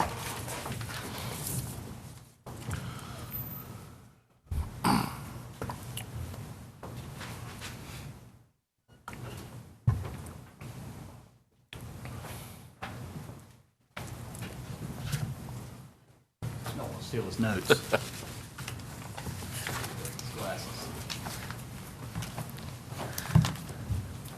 Thank you all for sitting through this. I know this is about the driest and boringest, it's no cell tower fight, that's for sure. We didn't have that else to do tonight, so. Well, I'll tell you, typically, I go a lot longer, so I'm glad we're getting out as early as we're going to get out. We would ask that you overturn the planning director, the interim planning director's decision. I mean, to me, it's pretty clear what I don't necessarily fault him in his decision. He's never done it before. He hadn't done it where he can ever remember, and he's got the guys in Raleigh. Well, you approve this, we're just gonna take away your flood insurance. I mean, basically threatening them. I mean, the federal government has already pushed down this ordinance saying you better pass it and give it a model and everybody's got to do it. And then when my client goes and spends a lot of money, and yes, they've spent a lot of money on engineering and they're going to continue to spend money on engineering for the project. They go out and they hire professionals to do the job to meet the expectations of the ordinance, and somebody in Raleigh who doesn't have any of the ground data, I don't like that. Here's your changes in the first one. Well, you made those changes, but I found new stuff that I don't like. So go change that now. Well, I mean, he got frustrated, and you could tell it in his voice. I know we had to move on, and we didn't want to hear all his past experiences with Mr. Brubaker. But you could tell that wasn't his first go-around with Mr. Brubaker, and you could tell he was, I mean, he seemed like I've never met Mr. Poteet until tonight. He seemed like a nice guy, but you could tell there was an edge in his voice when he spoke about Mr. Brubaker. So clearly they had a history. So we've got a bureaucrat in Raleigh saying, browbeating the county, saying you can't do this, even though the county would be following the ordinance. I mean, the ordinance is clear. We're not fighting over I know it's large, but we're only fighting over one little area. And it's demonstrated that the proposed encroachment would not result in any increase in flood levels during the occurrence of the base flood. I presented 2 different engineers that stated that. I mean, that was their testimony, sworn under oath, and we'll get to the email in a minute. I understand I understand it says what it says. But he's here under oath, and it's a seal. You know, I'm a lawyer. I get my license from the state of North Carolina. If I mess up, the state of North Carolina takes it, and I can't make any money as a lawyer anymore. Same thing with an engineer. If he messes up, they'll come and they'll yank his, they go through a process, but they'll yank his engineering certificate, and if they do, he can't do anything. So that's why their opinion is valued. They have the training. That's the point of the seal, so that we can rely on that seal. And we had 2 testify today. You haven't heard Mr. Brubaker under oath. I don't know how Mr. Brubaker would stand up under oath. You got his letters, sure. He's got his letters. But he's not here putting his hand on the Bible to back up his claim. Mr. Poteet did that. That means something. I mean, it does. Now, if you're going to weigh the 2, clearly we got that email. Let's see if it's sitting up here. It's not, but you have the email where he says, he doesn't say fine. He says, all right, we need a Clomar, and it'll cause a rise or cause something or make a change, I think he says. I don't have it sitting directly in front of me. You heard why he said what he said. You could tell the frustration in his voice. He'd already gone through 2 versions, and so he was going to give up, and he was going to go the Clomar route, which he'd never done before, which would have taken more time, energy. Is the developer here to make money? Sure, they're here to make money. Are they here to get things done as quick as they can? Sure. But they're doing the right things. They went and they got the Army Corps permit. They got all the other necessary permits. They just need this permit. And to get this permit, they hired the engineers to get the requirement under 1A, Article 5, Section F, 1A, which is the no-rise certificate. And they got it. And they got it twice.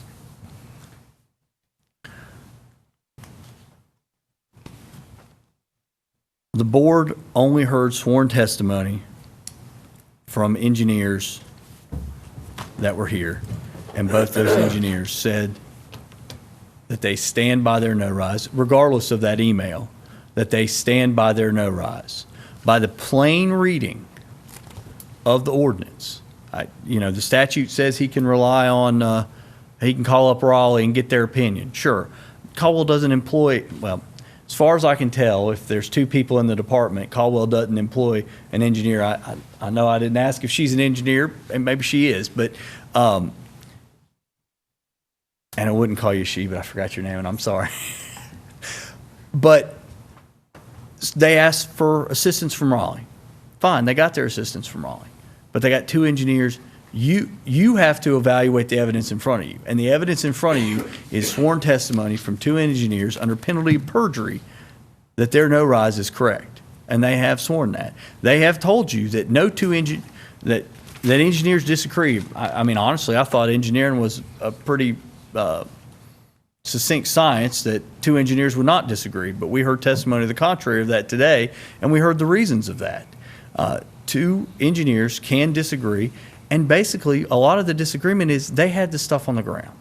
So we would ask for a finding of fact that the county erred. And that the county, and we would then ask, because of that error and a finding that a no-rise certificate, an adequate no-rise certificate was issued on March 25th, 2019 by Mr. Poteet, and that based off that finding, order the county to issue a floodplain permit. One other thing I didn't really highlight, it's a transition period. It's not Mr. Ware's fault. It's not Ms. Stevens' fault.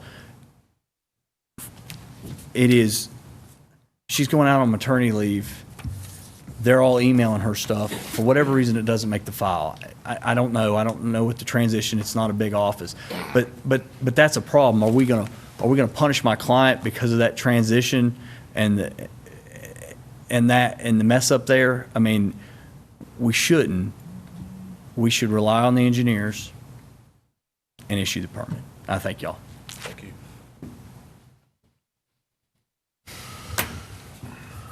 Okay. At this time, we will close the public hearing. And we will hear deliberations from the board. This is your time to discuss, ask questions, be certain on your decisions. I will say that, you know, we're looking at 3 different issues. Number one, approval or disapproval of the evidence that was stated tonight or presented tonight. Approval or disapproval of the finding of fact, and approve or disapprove of the appeal.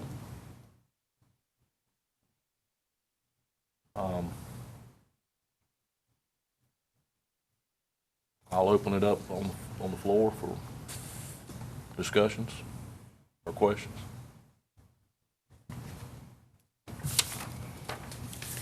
I'm going to take a route that I did not anticipate by any means, especially in my professional position. However, I do not believe Mr. Ware was wrong in seeking out the assistance, technical assistance of Mr. Brubaker or otherwise with his, i.e. the county's decision to approve or disapprove said certification seeking the permit. It can be said that others could interpret it, in support or disagreement, you know, depending, obviously, if engineers can disagree, so too can others. I do believe, though, our purpose is of a checks and balance nature.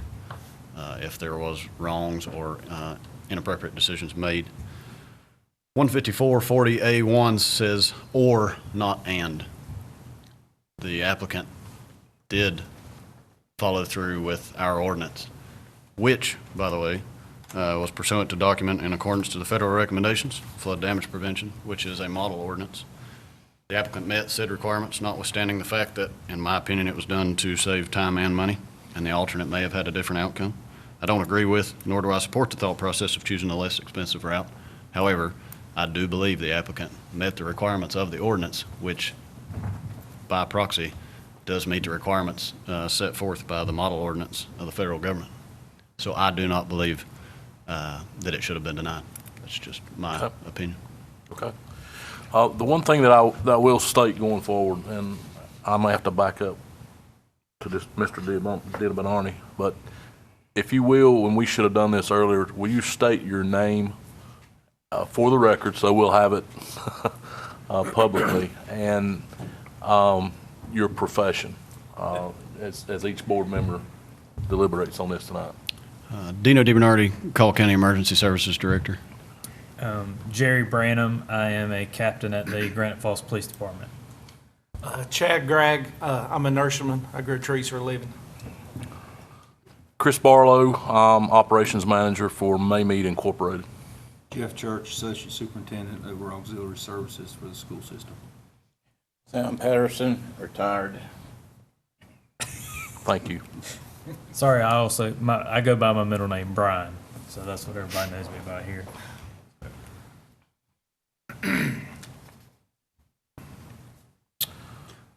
Dino, what article, what did you reference? It's 84E in the flood damage prevention. I know that they're quoting the same document, different formats, my understanding, yeah. But it's 84E in ours. It's 2 pages from the end.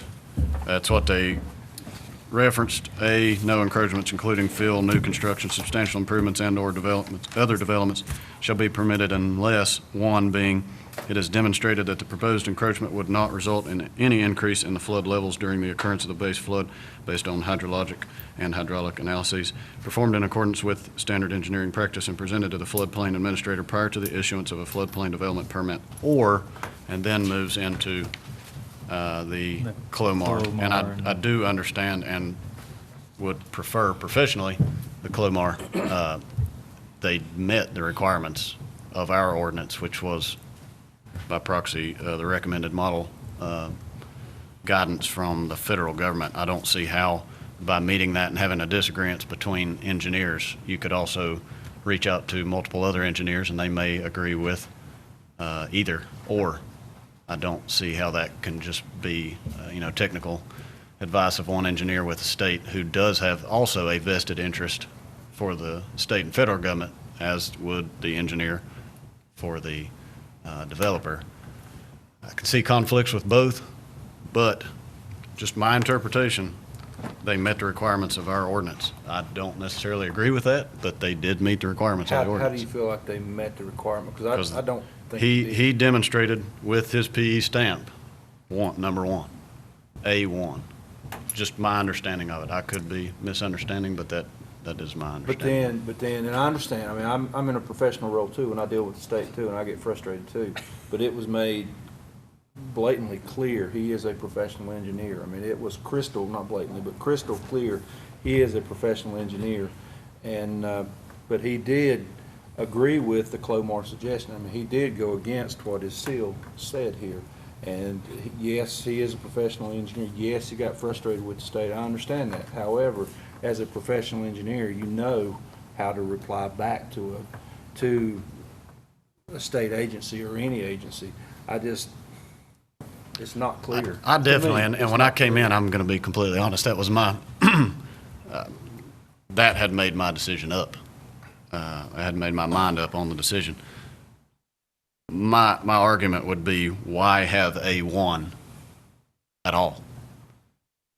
If one person's interpretation at the state can overturn an engineer's stamp, why even have that as an option? Why not mandate the Clomar and? Well, and I agree with that, because I think that portions of this that if I'm not mistaken, maybe I misunderstood, but the engineer sent this to Mr. Brudebaker send it to both. So are both of y'all looking at it, or is it just, I mean, he sent it to Mr. Brudebaker at the state as well. I mean, I have dealt with, not only in my career, but the last 4 days, with flooding in places that it's not supposed to flood, that they say will not flood and should not flood in the 100-year. I would argue that this will probably, in some places, reach the 100-year flood mark. I would love to see a change in our ordinance or the federal to not include just a no rise. We actually dealt with it the week before on a illegal dumping issue, but it does give them the option. And if only one person's word can overturn that, I don't understand why that is even given as an option. Not that I agree with it. Wasn't it two? Wasn't it Mr. Fox? Who is not however, is not a PE though.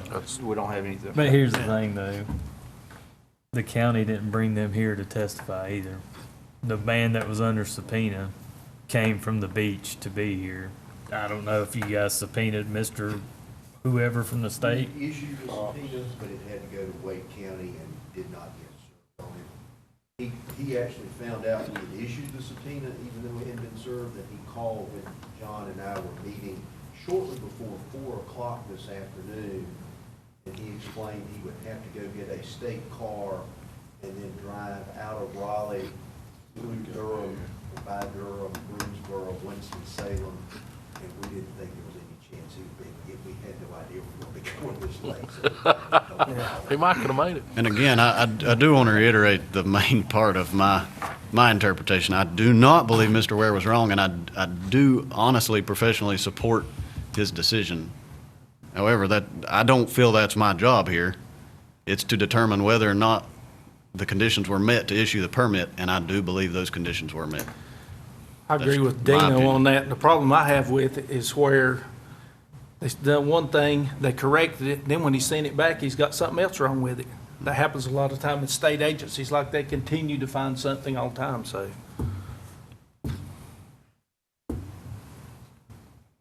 Well, I keep going back to the email where he admitted, and I mean, I can read it.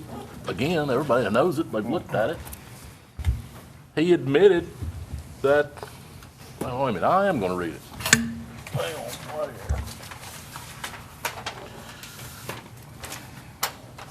On April 5th, from Mr. Poteet, I agree with the Clomar suggestion.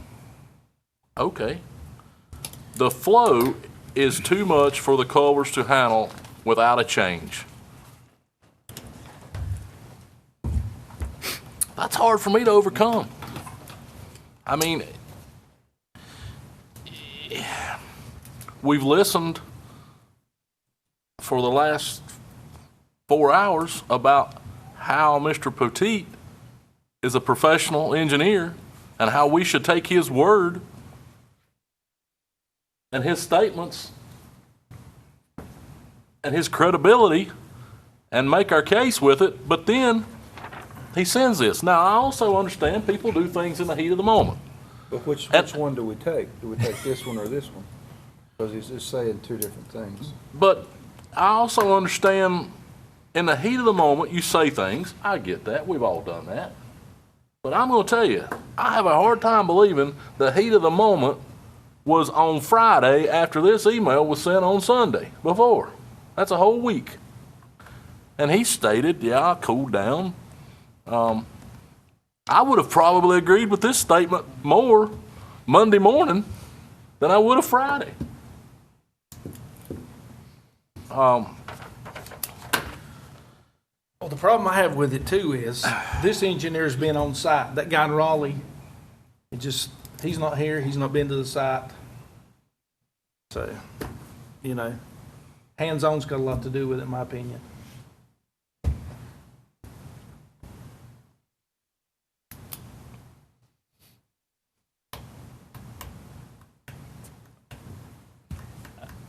The email it is what it is, and at this point, you're gonna have to decide whether or not it would be, in my opinion, it would be, did he just say that to appease him?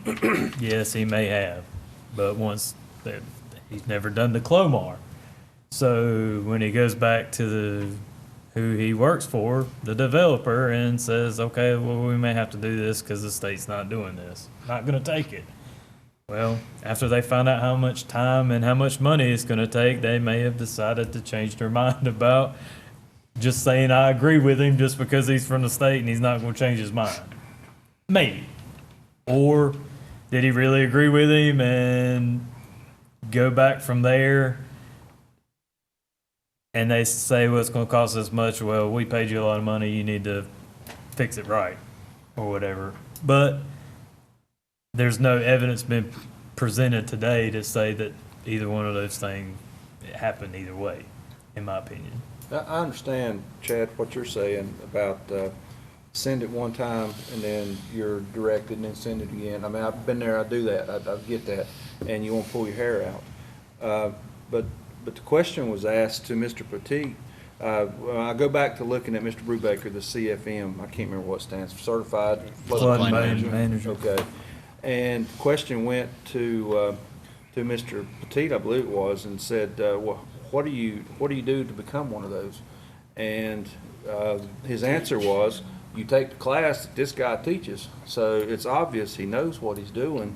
And he says here on March 31st, I strongly recommend that the developer apply for a conditional letter of map revision rather than continue to pursue a no-rise certification for this project.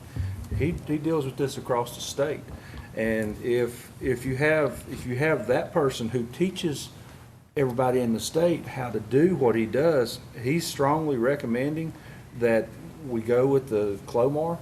We got to take, and then right after that, we'll go back to the email that Chris was just talking about.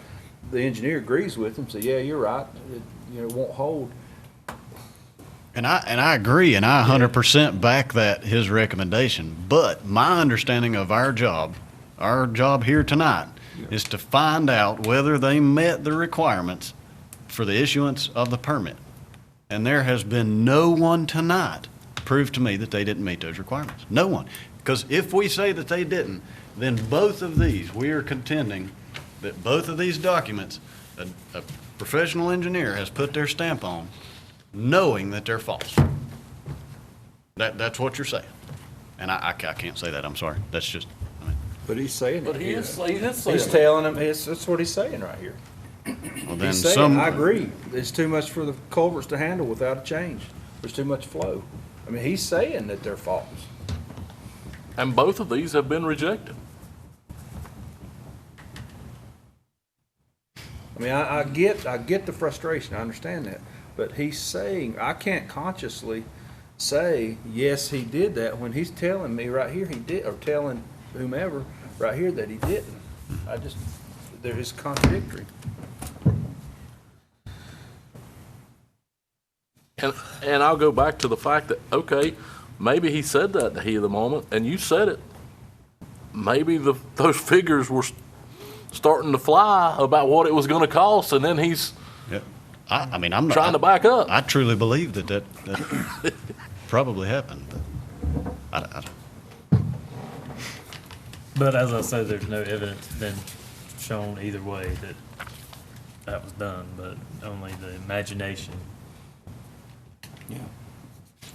Other than the man sat up here under oath and said why he did it. So I just was able to hear one side under oath and did not get to hear the other side. So And whether- unfortunately for me, I will have to side with the one under oath. I mean, that's just, And if I do Brubaker- agree to both sides. If he had his opportunity, my decision would probably have been what I came in here after reviewing the documents would have been, but I'll end with that on my side. I'm not gonna keep beating the dead horse. Me too. I still say if Brubaker would have come up here too and he had reviewed the site, he went over it with them, and then he still disagreed, then I might agree with him, but I don't.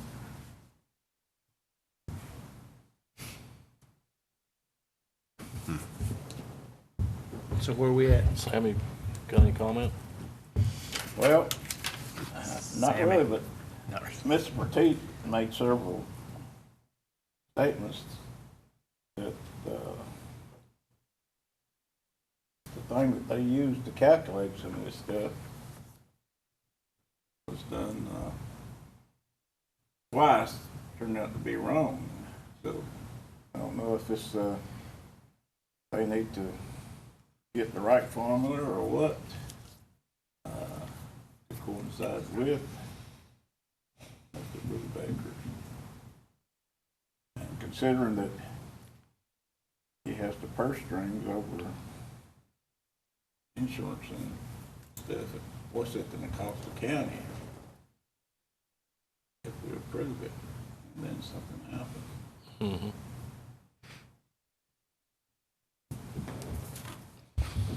Any other discussion?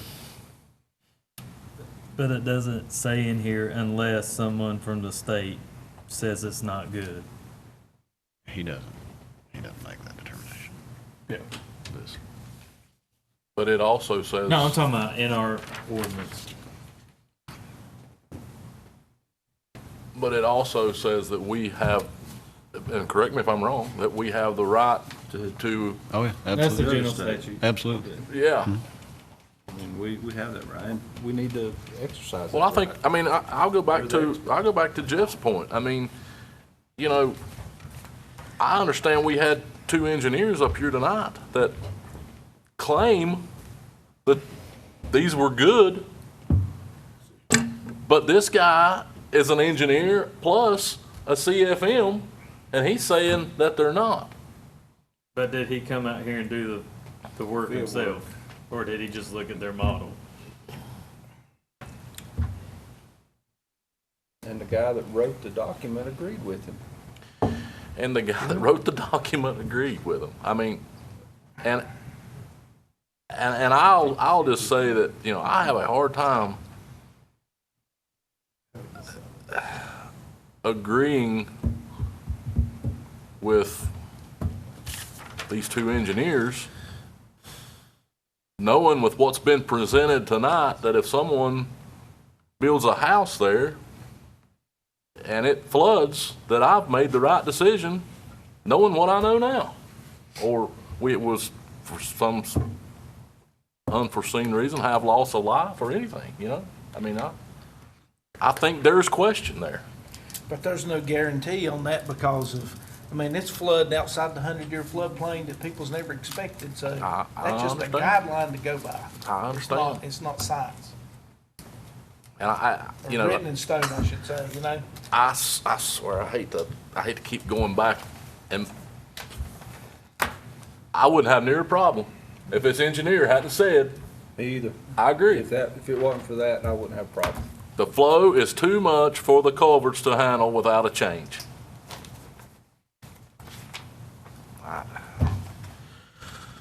Okay, any other deliberation? Well, actually, as it was stated earlier, this sort of came at a bad time in crossovers. One person not knowing what the other person had said or I was working on. I know Mr. Weaver stated that he had no knowledge of what was presented, so he went elsewhere to get some information. Can't blame him for that. No, absolutely not. And I have, you know, personally, I've been involved in LIDAR, and I have been involved in engineering to a degree, not anything to do with this case at all. But, you know, LIDAR is what it is. It mainly changes because of the canopy on your trees. You know, you'll get a better, more accurate reading in the wintertime than you will right now just because of the foliage. I don't really think the LIDAR would have thrown it off that much. I do believe there may be a problem with the model, and you know that's stated there. But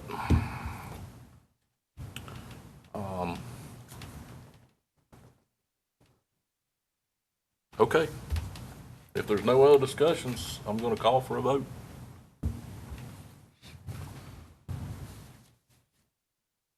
All those in favor of upholding the appeal and granting the permit, please say aye. Aye.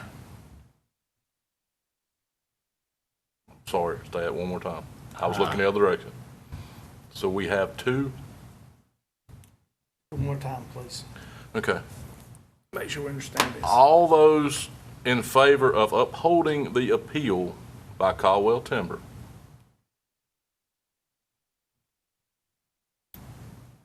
please say aye. Aye. Okay. We have three. All those in favor of not granting the permit, please say aye. Aye.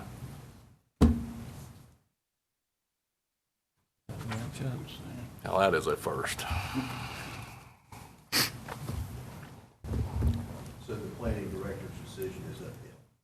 That's a majority vote. Yes.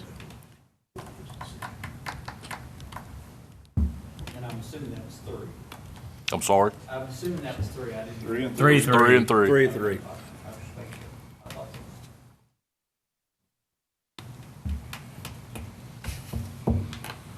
Okay. So, Mr. Chairman, do you want me to prepare a draft order with findings of fact?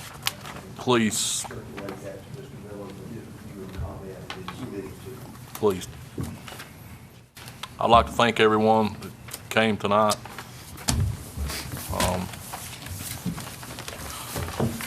Thank Caldwell Timber, thank Mr. Ware and our attorneys and members of the audience, and especially thank the board members for your input here tonight.